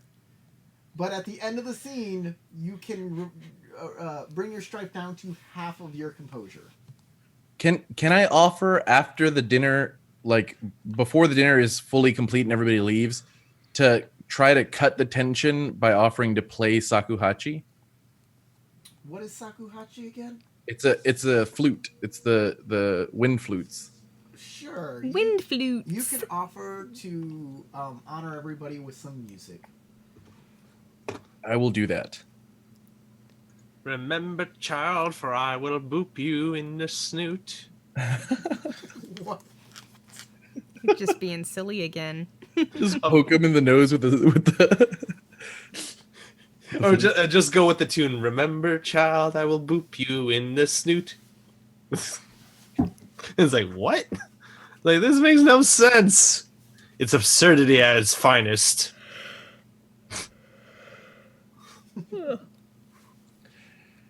Well, I'll play Shakuhachi. So in fact, I'll play a rather somber tune to try to cut the tension and ease everybody into it. It has a modicum of success, and everybody but Tarek can lose another point of strife. But then the scene ends, and you lose. You go down to half of your composure. So, but before that happens, as the party is breaking up and everybody's wandering back to their rooms for the night, leaving the Magistrates Estate, Bayushi, I believe her name is Mei Ling. Yes, the Bayushi other Mei one. Ling, walks over to Akio. And? Kun, is it alright if I walk with you? I see no reason why not. Oh, thank you. Mm-hmm. And you walk together as if you're like friends or like that. And she says, Mm-hmm. "That was a very brave thing you did at that dinner. But your technique is, well, I'd like to help you if I can." You see, How you so? take your wakizashi, you put it on your stomach like this. I think what you did was exceedingly brave, something I could never do. But I think it needed to be done, and I'm very glad you did it. But I want to help you in the future and know that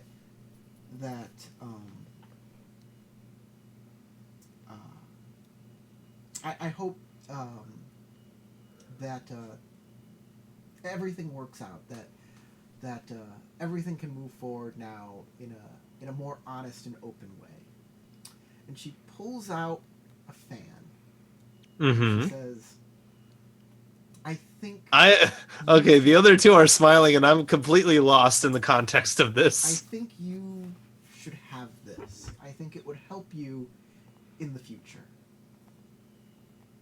Okay, if you deem that's necessary, sure. And thank you for your help. It's not, what else? It's not a necessary thing. It's a sign of a friendship and hopes that that things work out like for luck, for all of those things. I'm sorry, I'm stumbling over my words today. No, I definitely get that. I feel like the Kitsuki definitely knows what you said. Well, this yeah, but also she's the one that she's already privy to knew. that information already. Oh no, not the Bayushi. Sorry, Oh. the Kitsuki, the other person who's in your clan. Oh yeah, Oh. They're known for being extremely perceptive. I'll put it that way. Hinata? Hinata, yeah. Not Miyamoto Hinata, Kitsuki Yuikimi, the Topaz champion. Yeah, that lady. Oh, so that's who I'm talking to currently? No, you're talking to a Bayushi. Ling. Oh, okay, And so the she's scorpion praising girl. you. She's saying that is such Okay. a good thing that you did that, and gives you a fan. Because she's your fan. Yes. I could just imagine the audience is like, I see something blossoming, and the character's like, the fuck does this mean? She's telling you that you should be more subtle. Yeah. She is kind of saying that, Mm-hmm. but she doesn't seem like a fan could symbolize that you should be more subtle, and she's kind of saying that with her words. Mm-hmm. But she seems really happy with you. Like, you're awesome. I like you.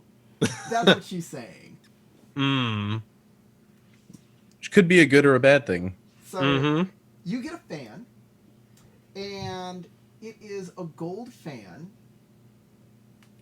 I wonder where I add that a yellow to. Fan. It's a yellow fan, and painted on it are some cranes and scorpions. Gold fan and what? With cranes and scorpions on it. Painted in calligraphy on it with brushes. There's an items section on the conflict mode part of your Notes and gear inventory. Yep. Yeah.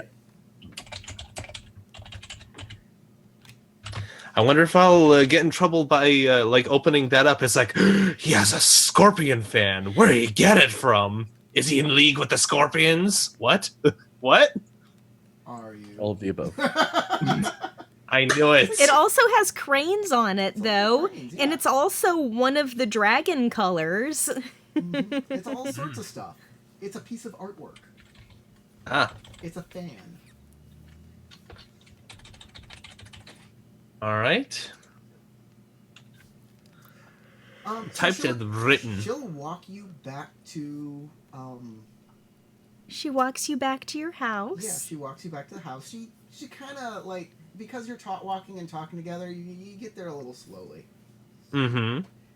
And at the entrance to the house, to the to the inn, you see Kitsuki Yukimi standing there. Who? Kitsuki Yukimi, the Topaz champion. Oh, okay. The Topaz champion, Kitsuki Yukimi. Mm-hmm. As you walk up, she, walks in front of you. Mm-hmm. And you both stop, and Meilin bows. I bow back. She says, Togashi-kun, I hope you had a good time at the dinner. Mm-hmm. If it is not too much trouble, can we have a talk? And I'd like to take you to the tea house, if that's okay. Tea twice in one day. I see no issue with that as well. You're having all the good luck with the ladies. Yeah, she says, unless of course, fictional. Unless I'm stealing you away from something. And, that I'm aware of. I was just out on a friendly stroll. Doesn't even skip a beat. She's like, she's all yours, Kitsuki-san. Is that what she says to the Topaz champion? And she says, that's what the Bayushi says to the Topaz champion. Says, please take good care of Togashi-kun. No, she didn't even say that. She says, please take good care of Akio-kun. And skips right past her. Hold on, I didn't hear that last bit. She used your given name, which is a familiar thing. Mm. So basically, Yukimi made a slight little, in jest kind of thing, and Meilin just dove right in like it was 100% true. Oh boy. So you go to the tea house. The hapless monk somehow gets all the ladies. It's like, the fuck did this happen? What? This is like Inuyasha. At the tea house, at the House of the Red Lotus. Fucking Kagome and Sango at the same time. Yukimi requests the table behind the shoji screen over there. It's more private. She said the server says, okay, of course. And you both sit at a large table, but it's just you two. It's a very large table meant for kind of bigger parties, but for a little bit of privacy. But only you two are there. Okay. I wonder what the Topaz champion wants with me. She's gonna kill you in secret. I knew it! I expected this, and I'm not ready to go. Well, also remember, you were talking to her like you were kind of familiar before the tournament started, since she's also dragon. Oh, okay. I thought that was Hinata. That was the only dragon I could think of. No, that's Kitsune Hinata, wasn't it? Or no, Miyamoto Hinata. Miyamoto Hinata is the other dragon here. Mm-hmm. Kitsuki Yukimi is the previous Topaz champion, and she's a dragon as well. Oh, okay. Didn't catch that. The Kitsuki are the investigators. That is correct. Okay. I gotta remember the family names for the life of me. I only remember, the Kitsuki and the Togashi, because that was what I played the other time I played. Yukimi orders for you a plain sencha green tea. Mm. When it comes, she asks for the server for a little privacy, and the server leaves. That she tosses it in your face. Togashi. They prepare for battle. What? Could you explain to me your actions tonight, earlier this evening, at the dinner? She has a very serious face. Internally, I was worried about that.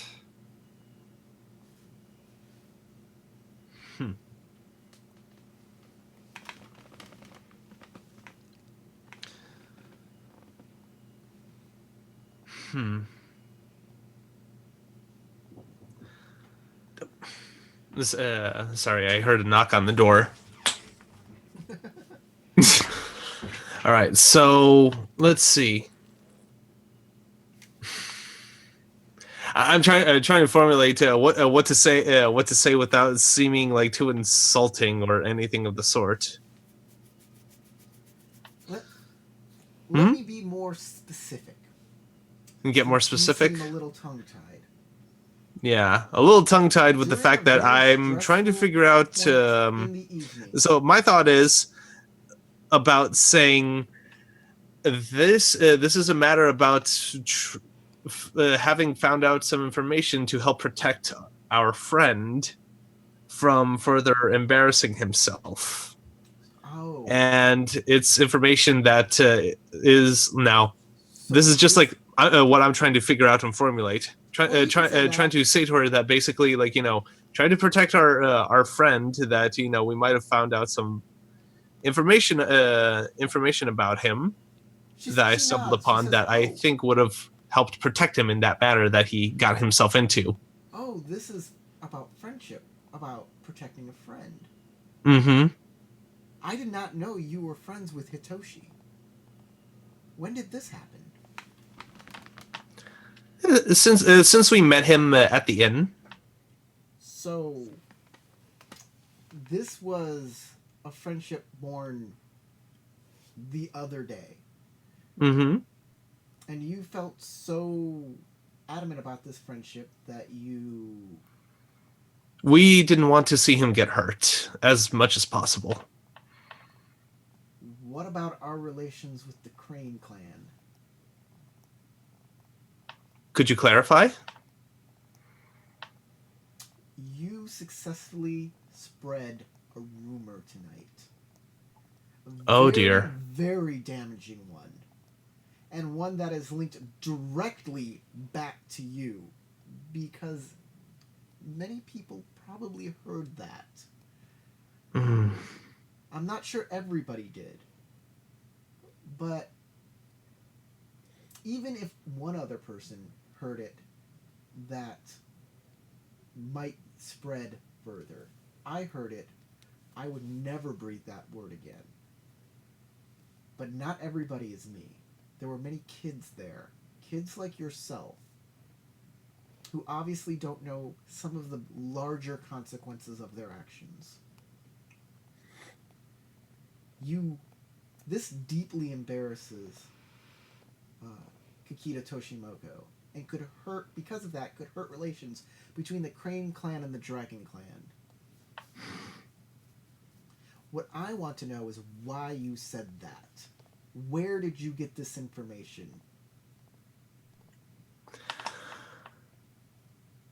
By visiting the temple of Atamarasu. There's also the ghost. Yeah, that's what I what I was about to mention as well. She will say, please elaborate. You visited a temple, so you got this information. Well, prior to that, I wanted to ask the head priestess about a ghostly visit we received at the inn. She is very surprised by that. And puts down her tea. You met a ghost. And out of character, I forget the name of the specter that visited us. Doji Satsume. Doji Satsume. He's the former Emerald champion? Yes. Mm-hmm. Yeah. We were visited by the specter of Doji Satsume, charging us with protecting Hitoshi. So this is more than friendship then. I still see him as a friend. She doesn't know what to say about that. This is way more than I can deal with here. Oh, okay, Tagashi-kun, you're not in trouble. It was concerning. I didn't understand why you were doing this. I wanted to make sure why you were doing this. You might mention the fact that the Bayushi told you about this whole thing. She's the one who broke things. Hey, no kibitzing. I'm sorry. Kibitzing? I have no idea what kibitzing is. So the Bayushi, like, well, I thought I kind of came up with that like sort of like connection while discussing with the head priestess, and like the Bayushi overheard that information. Okay. So like now this is like out of character. Like this, I was discussing it between myself and Tarek. So the I can't say anything else. Okay. Your evidence from it is from a ghost. And what did this ghost want of you? Just to protect Hitoshi? As far as I'm aware, that is correct. Doji Satsume wants to protect Hitoshi because Doji Satsume and Toshimoku, Kakita Toshimoku, were very good friends. I think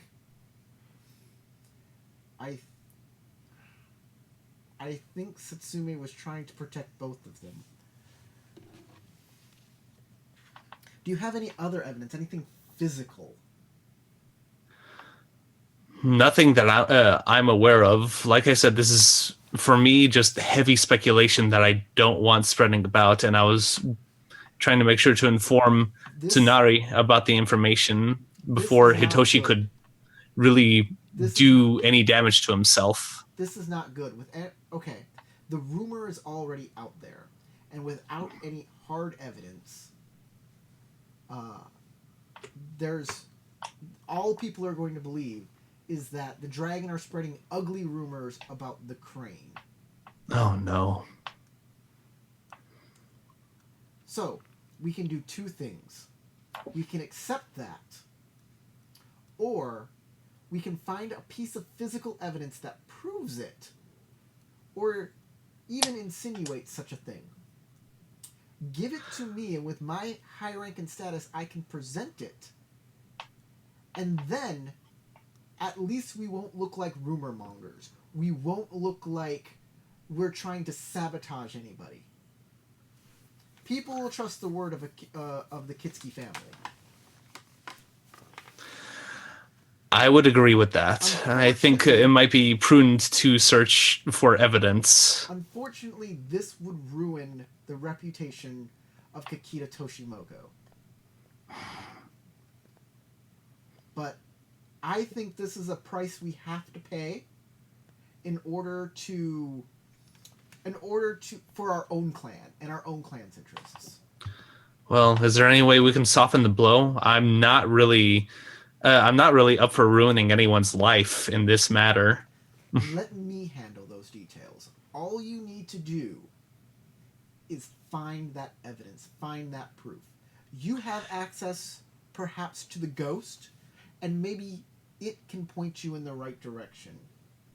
Maybe it chose you because of a significance of you. Either you yourself has significance, or you've already done something that connects you with Doji Satsume. Is there anything you can think of that would connect you that happened before you saw the ghost? Not that I know of. I know for a fact that it wasn't I alone that met with the ghost himself, but also my traveling companions as well, Tsunari and Seiko. Then that's a good resource. Don't tell them that you're doing this for the Dragon Clan alone. Mm-hmm. All right? But try and enlist their help. Perhaps tell them that you're deeply embarrassed about what happened and you think the only thing you can do to restore your reputation, or if you have a better story to give them, please do so. But perhaps knowledge for knowledge's sake. We have to figure out if this is 100% true or not, because we caused this problem and now we have to solve it. That might be a good way to go. But in any case, get their help. Think if they can think of anything that connects all three of you to Doji Satsume before you even came to town.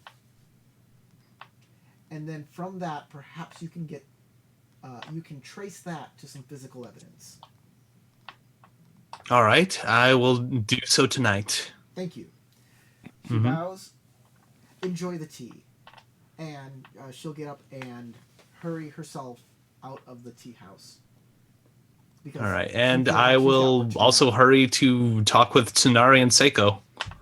Okay. Tsunari,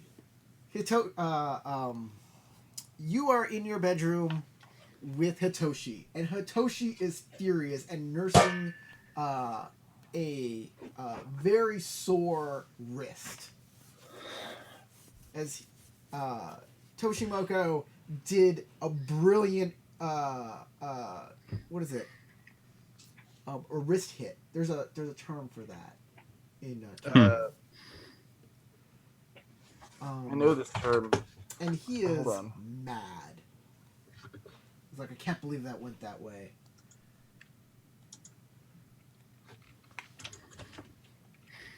What did the monk tell you? What was that about? It's kote. Yeah, kote. Oh. The term for the wrist hit, yes. There's men. Yeah. Do. Kote. That's right. Men is a head strike, do is breast, and kote is wrist. Mm-hmm.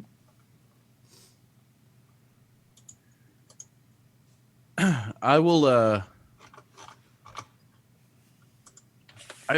I want to try to console Hitoshi, but I also want to ask him, subtly ask him about his parentage, see if he knows what's going on here. He'll just say, he'll tell you definitely. Like, he grew up with his mother and he never had a dad. Like, who knows what that guy is? Okay.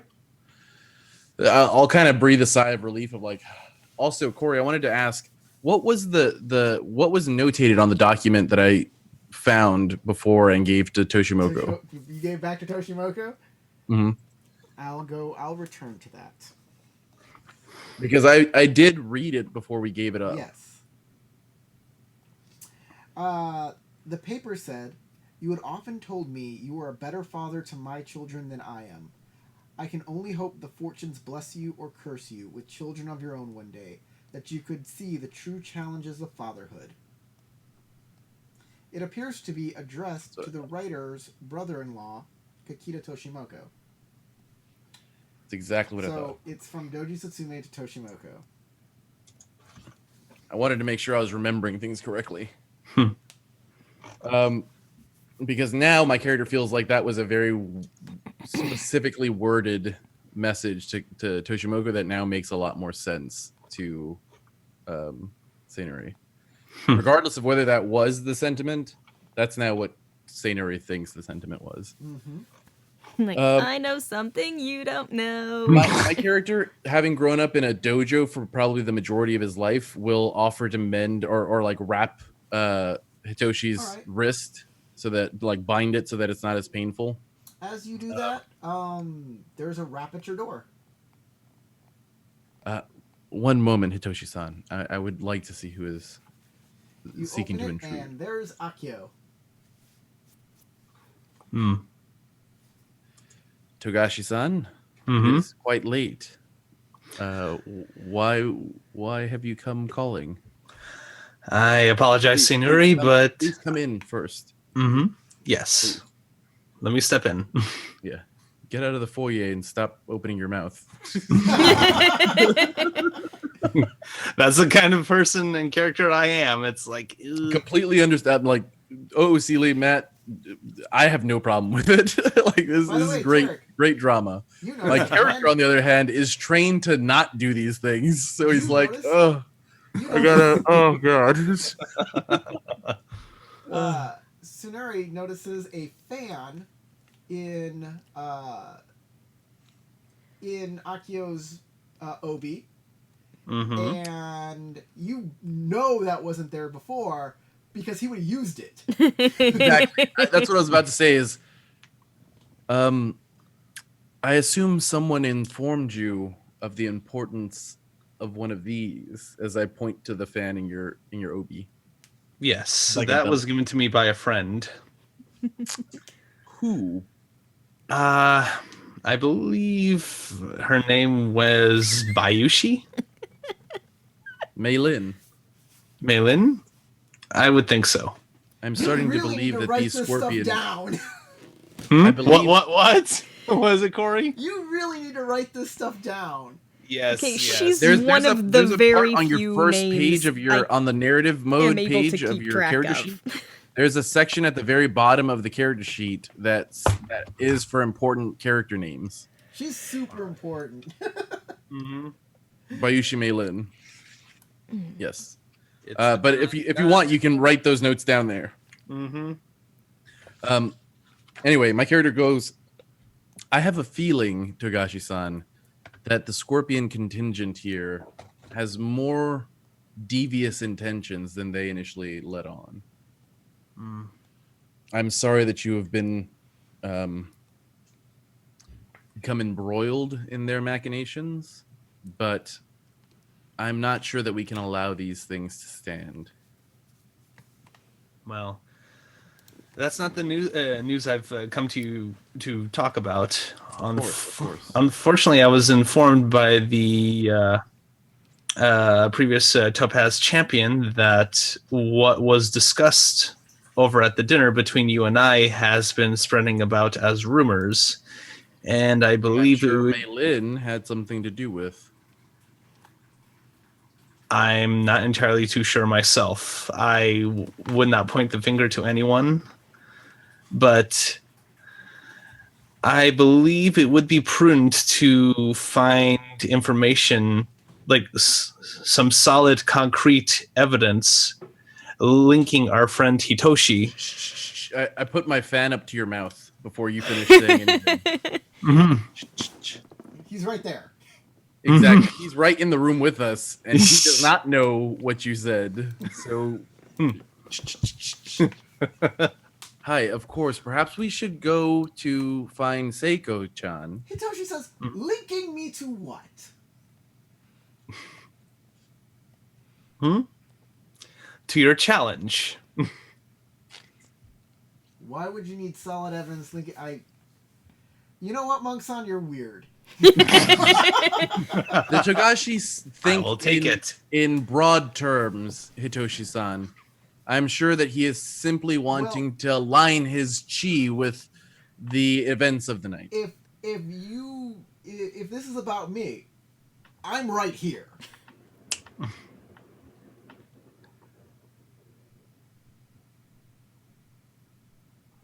Does say anything? Or you just go quiet? I'm just trying to think. What the hell should I say? Because let's all just relax and meditate. Yeah. It's time for tea. Let's have tea, everybody. Tea. More tea. I haven't had enough tea. Personally, I feel that it is in character. I think he should be at least informed of our speculations, but if it's not a good idea to tell him anything, Let's put it this way: if it is unfounded, then it is a very bad idea. If it is founded and he is unaware of the information, stop right here. You can't say this. Okay. All you can say is, it appears my character feels like this is a bad idea. It is okay. I see. My character is definitely giving you a look like shut your face. Okay, it appears. It definitely appears that my character is starting to think that saying any of this information out loud is a bad idea. You can. So it's like, well, shit. If you feel like he should be involved, perhaps you should tell him. But Tsunari is giving you strong impressions that that's not a good idea. It's up to you, man. You play your character how you want to do. I personally, I think I will take Tsunari's advice on the matter. Okay, so what do you? The advice of his face. Hitoshi, who's standing right there expectantly, because he feels like he's involved, and yet you're talking behind his back about it.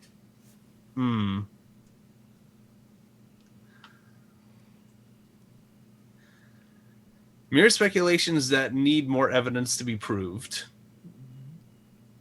What are you talking about? You're not making any sense. Is there a rumor about me? Please excuse me. I need to pour tea into the plants, and I leave the room.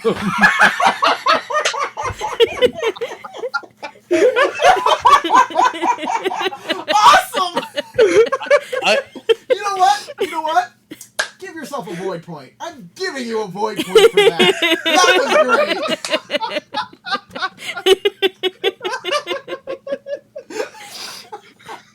I look just as flabbergasted as Hitoshi does at this point. Like, and they're both just like, monks are really weird. This is what dragon are? I always heard rumors, but I didn't believe it. Now I'm certain. They're all crazy. It's like too much social pressure, man. I can't take it. Ah! That was great.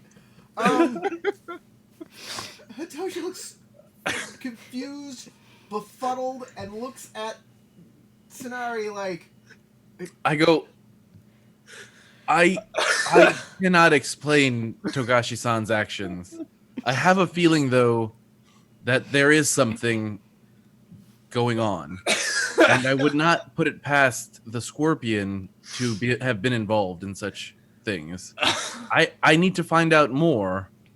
Are you going to be okay staying here for a moment while I go and investigate? I guess.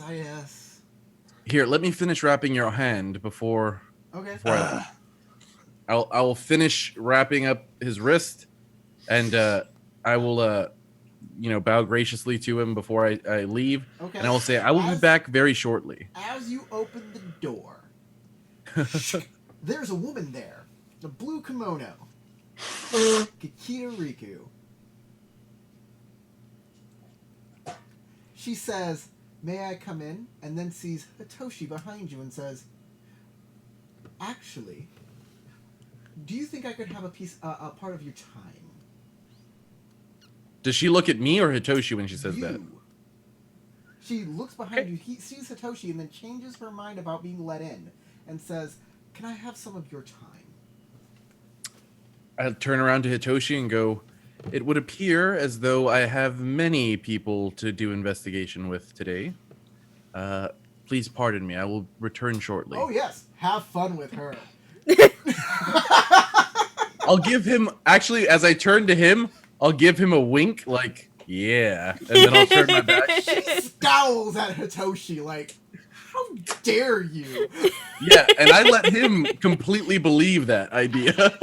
Like, yeah, it's going to happen. And then I'll turn, close the shoji screen door, and start heading down the hall with her.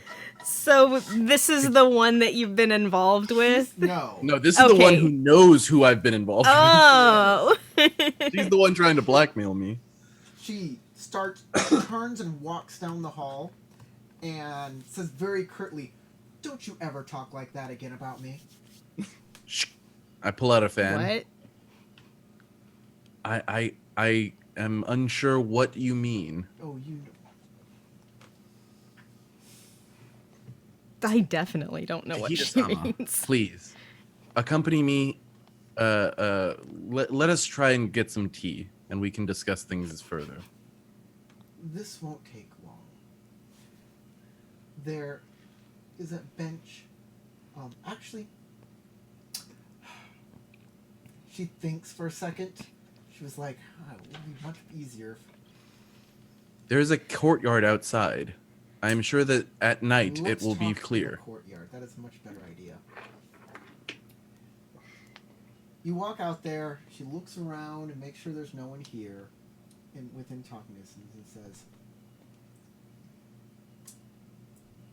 "You have some work to do, Lion-kun. Apparently, the monk said something very ill-advised to you during the dinner. You are going to fix this. I want you to discredit this monk. Throw his name in the trash. I know you can do it. If you don't, your name is going in the trash. Do I make myself clear?" Oh, shit. Kikita-sama, your words are as clear as the crystal blue of your eyes. She smiles.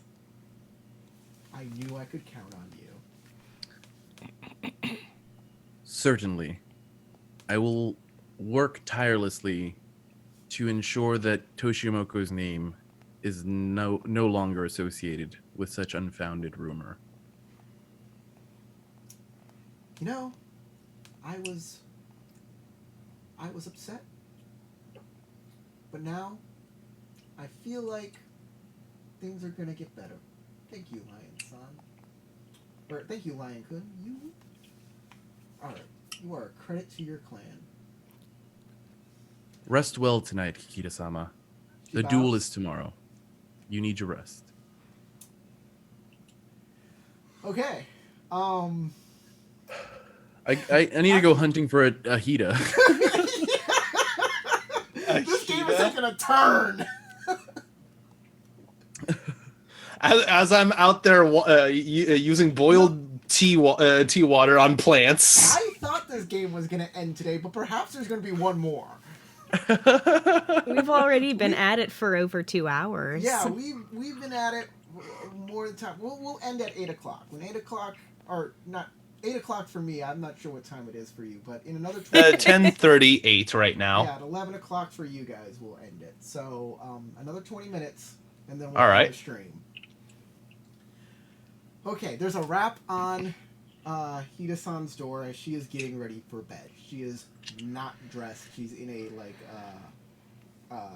like a sleeping kimono, like a yukata. And there's a door, rap at your door. I scratch, slide it open. Hida Who is it? Is there in like just a yukata and like, wow. Yeah, little smirk on the Koma's cheek, like. On whose cheek exactly? Who knocked on the door? Hello. I would not wish to seem improper, Hida-san. However, I have need of your assistance tonight.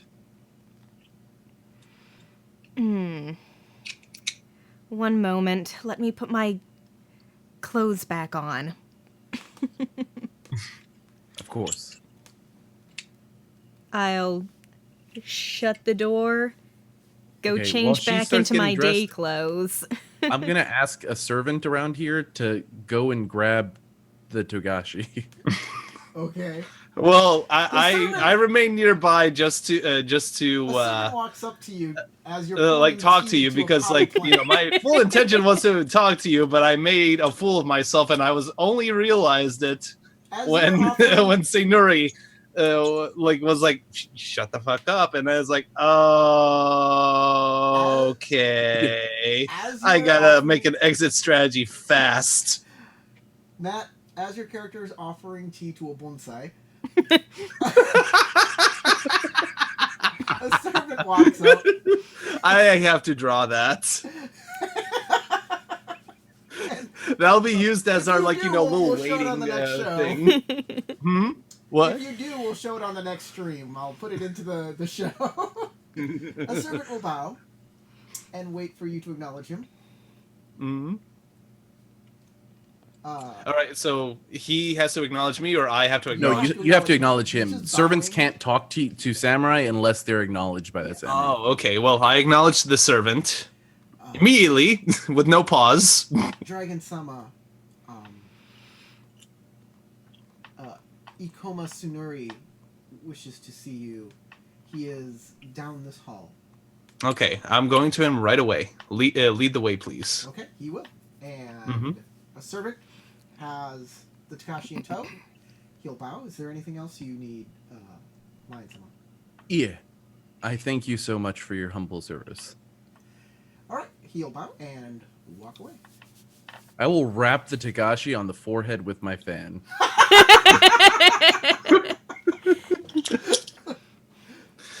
We have much work to do, Tagashi-san, if we are going to save face for the events of tonight. Both in honor of Hitoshi-san as well as Kikita Toshimoku-sama, who could have all of our heads should we not. I would agree.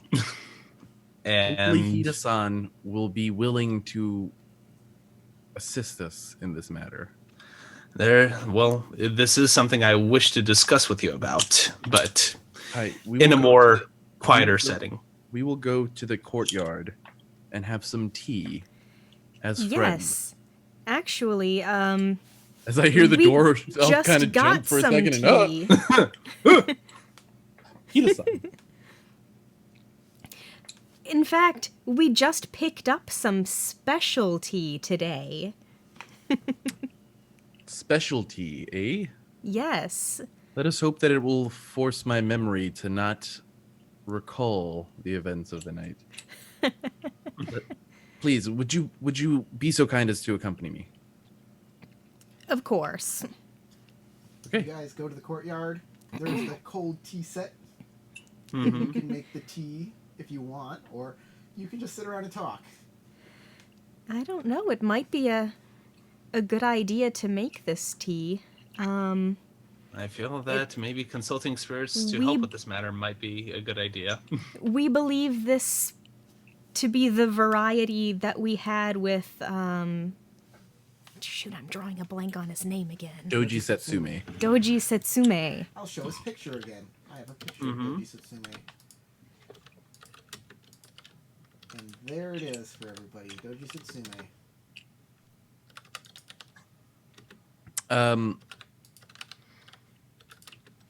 Perhaps that would be helpful. I am not sure if you overheard, Hida-sama, what was discussed. Oh, yes, I overheard. And I'm sure many did. I have a sneaking suspicion that this rumor was intentionally stoked at the dinner. Perhaps I am wrong. Togashi-san seems to believe that I am, but I have a feeling that none of this occurred by accident. Well, at the very least, we had some hints to go on that this could be the case. Hi.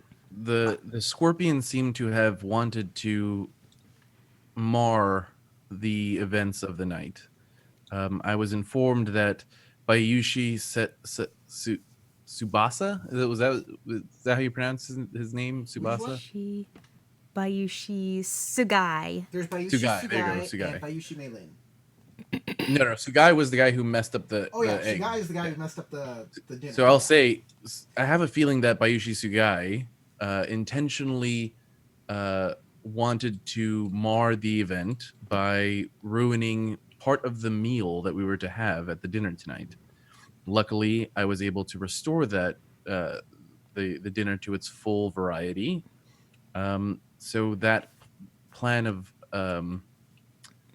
that scheme was foiled. However, I have a feeling that Bayushi Meilin may have been involved with the rumor that was spread. And if we are going to save face for both Hitoshi and Kikita Toshimoku, we will need to find a way to squash this rumor sooner rather than later.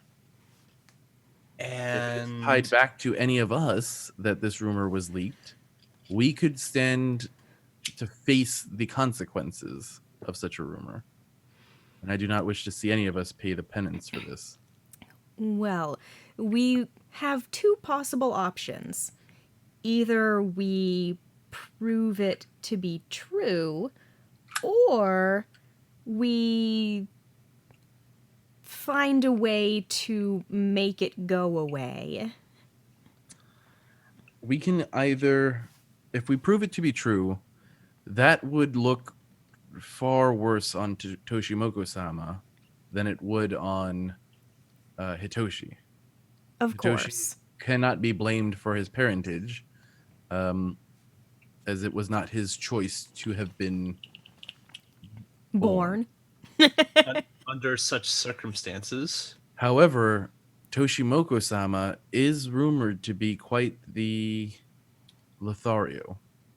And if that is the case, and it is true that he has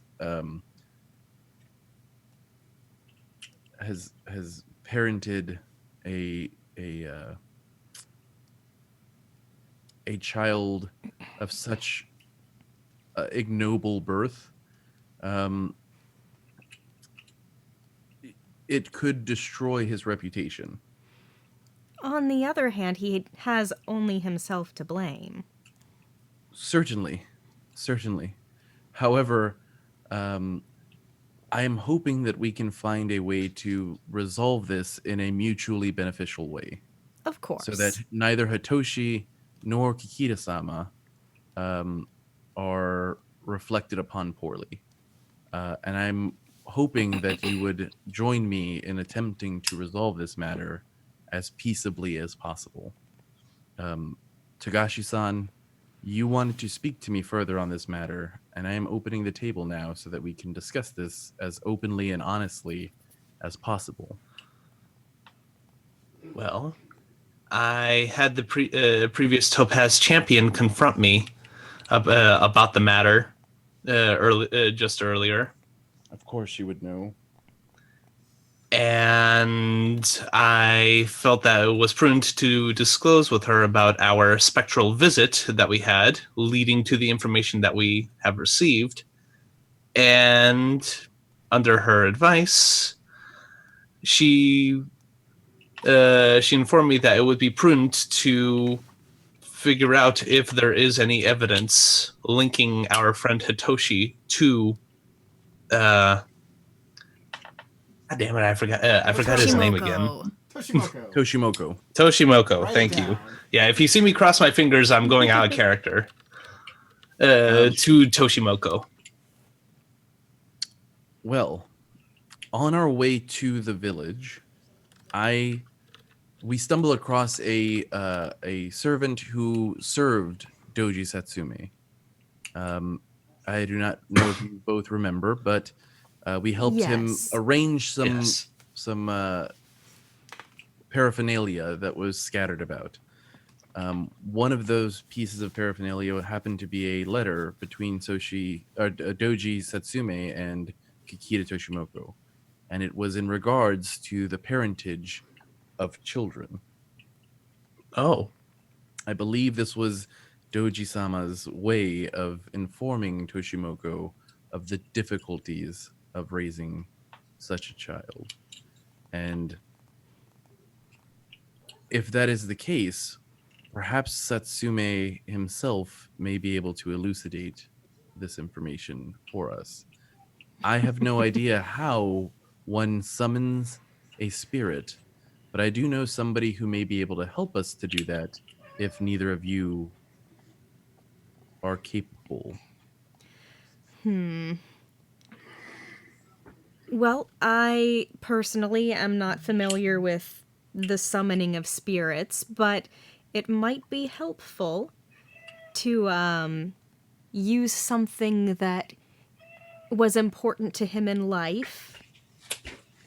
Perhaps this tea that he was drinking the first time we met him. In this very courtyard. I'm no spiritual adjunct, but perhaps there is some way to perform a seance. Togashi-san, you... I that's one reason why I bought myself some of the tea as well, to see if we need to consult with him again. Well, perhaps we should make a tea and an offering for his spirit. I will give prayer to him as an ancestor, and hopefully he will hear our prayer. All right. So, Game Master, do I know how to summon a spirit together? like this? Probably not. Yeah. Yeah, you can definitely offer. Spirits love offerings, and if this tea is special to Doji Satsume, and he already has a connection to you, there's a huge chance that he'd show up to enjoy the tea. Okay, then we will go ahead and perform the tea ceremony and whatever spiritual void mojo jojo that I need to do in order to summon him. Ceremony. There's not a special check for it anymore. You just need to get naked and roll around in some mud. There was a tea ceremony check in the other one. There was. In the previous version of the game, there was a tea ceremony skill. For this, though, this is going to be a culture check. Culture check. Yes, and since you're wanting a spirit, spirits are involved. It's also void. All right. So culture check void. Of course, I have a 0 rank on that. All right. 0 void? No, like culture. a 0 rank on culture. Me too. You're still better than me. But the ring is more important at this point. Wow. I was going to give you some options. Oh, okay. I'm sorry. Like, okay, scrap that. And like, bad button press. So, here's the deal. This is something, since all 3 of you are connected, any one of you can make this check. Not just you. But you know this as a monk. That this can be any one of you guys. And also, you can spend void. Well, considering the goof that I did, I feel a little more spiritually connected than before. So I think I'll use my void point or my newly acquired void point to summon him. Okay, so you're going to attempt the culture void roll, also, and you're going to spend a void. The last thing I'm going to tell you is this offering can really only be done once this night. All 3, there's only going to be 1 check between the 3 of you. So yes. You're the one doing it. Think of it like that. So we can only summon once per night, and we can only make use of this offering once. Yes. And that being said, if you make the roll, this is our 1 shot to make the roll. Exactly. But any one of you 3 can make the roll. I have a void of 1, but I do have a culture of 1. That means I have 2 dice. He has a void of 3. Yeah, I've got a void of 3, and I'll spend my void point to make sure that this is a successful roll as well. So I guess, Togashi-san, we're putting all of our hopes on you.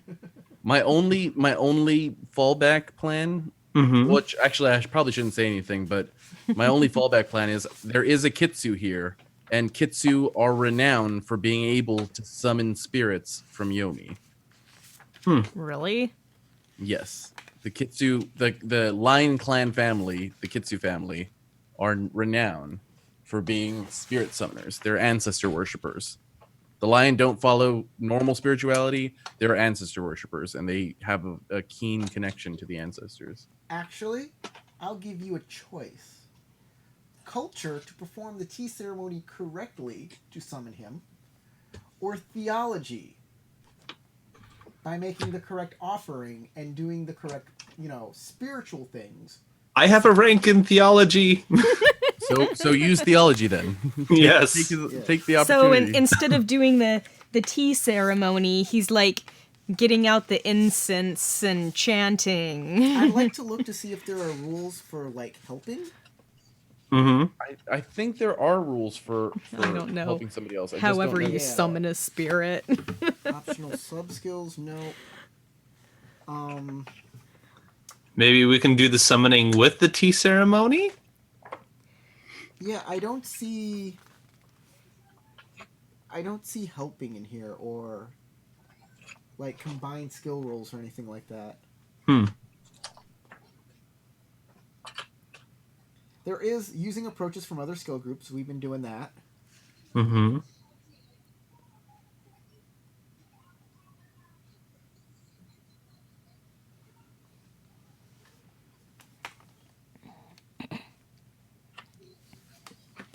Okay. So, yeah, you can make the roll. You can make a theology void roll, and you can say, "Are you spending void?" Yes. Yeah. I'll go ahead and do that. You can spend it. Assist action 257. 257. All right, so I'll go ahead and do my theology. Hold on. Don't do it yet. Hold on. Wait. 257. Mm-hmm. Oh, this is for intrigue. Intrigue actions assist. Well, I don't know. I'm rather intrigued by this performance. 63 maybe? Or is that combat?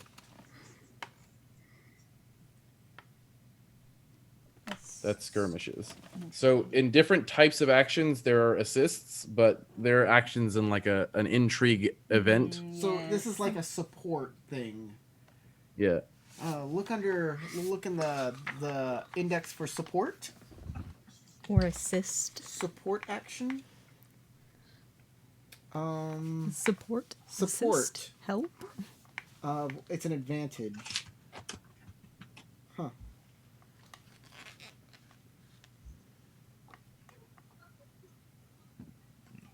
Oh, support of, yeah. Yeah, that's just an advantage. It's not telling you how to use a support action.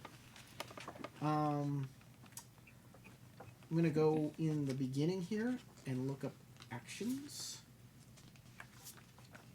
Tien making a check. I'm sure it's somewhere in the beginning here. Custom dice. Rules for checks. Targets and checks. Using assistance. If a character makes a check, receives assistance from one or more others, the character can make a check and rolls one additional skill per character who has one or more ranks of the skill in use. And one additional ring die per assisting character who has 0 ranks in use of the skill. Each player whose character assists must describe how they are helping. So, he has chosen to use theology. If either of you would like to assist him, describe how you are helping, and then tell me whether you have the skill or not. So I do not have theology. I'd like to help though. Okay. I do have culture, or sorry, courtesy, or what was the other one? Culture. No, culture.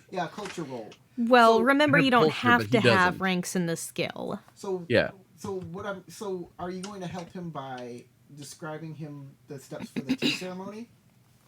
Well, that would be if we were using culture. Yeah, if we're using theology. Yeah, he's using theology, but helping along with the right way to do a tea ceremony can help him that by giving. Yeah, then that's exactly what I would do is help him with the tea ceremony, instruct him on what the proper steps for a tea ceremony would be.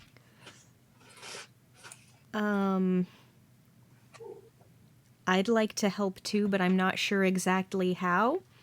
I will ask if he perhaps needs assistance in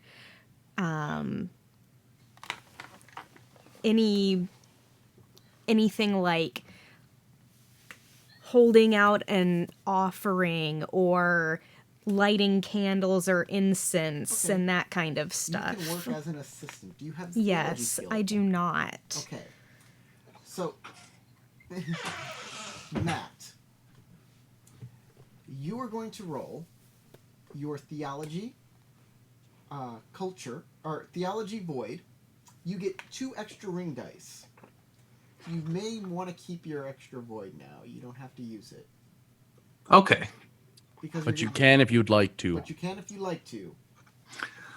Well, considering that I'm getting assistance, I think I'll save that void point for something that really, really, really counts. Famous last words. Okay. Make your skill. Uh-oh.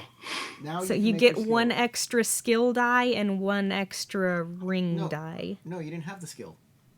No, it said if you don't have the skill, you get 1 ring die. Yeah, for the ring instead. Yeah, I don't have the skill either, though. He's using theology, so neither of us have the skill. Oh, okay. I thought he was saying that you could use culture instead. No, just for the reasoning on how. Okay. All right, so I'm gonna go ahead and roll. If you can't actually say how you're helping, then you can't help. Gotcha. So make your skill roll, and then add 2 extra dice after that. Uh-oh. Oh, no! That's why I said to spend a point! What? 4 opportunities and 1 success. God, opportunities just love me today. I knew it. You're so opportunistic, but not very successful. And I called upon the luck of my whisker thing right here. Oh, no. The whiskered thing. She gave you a curse.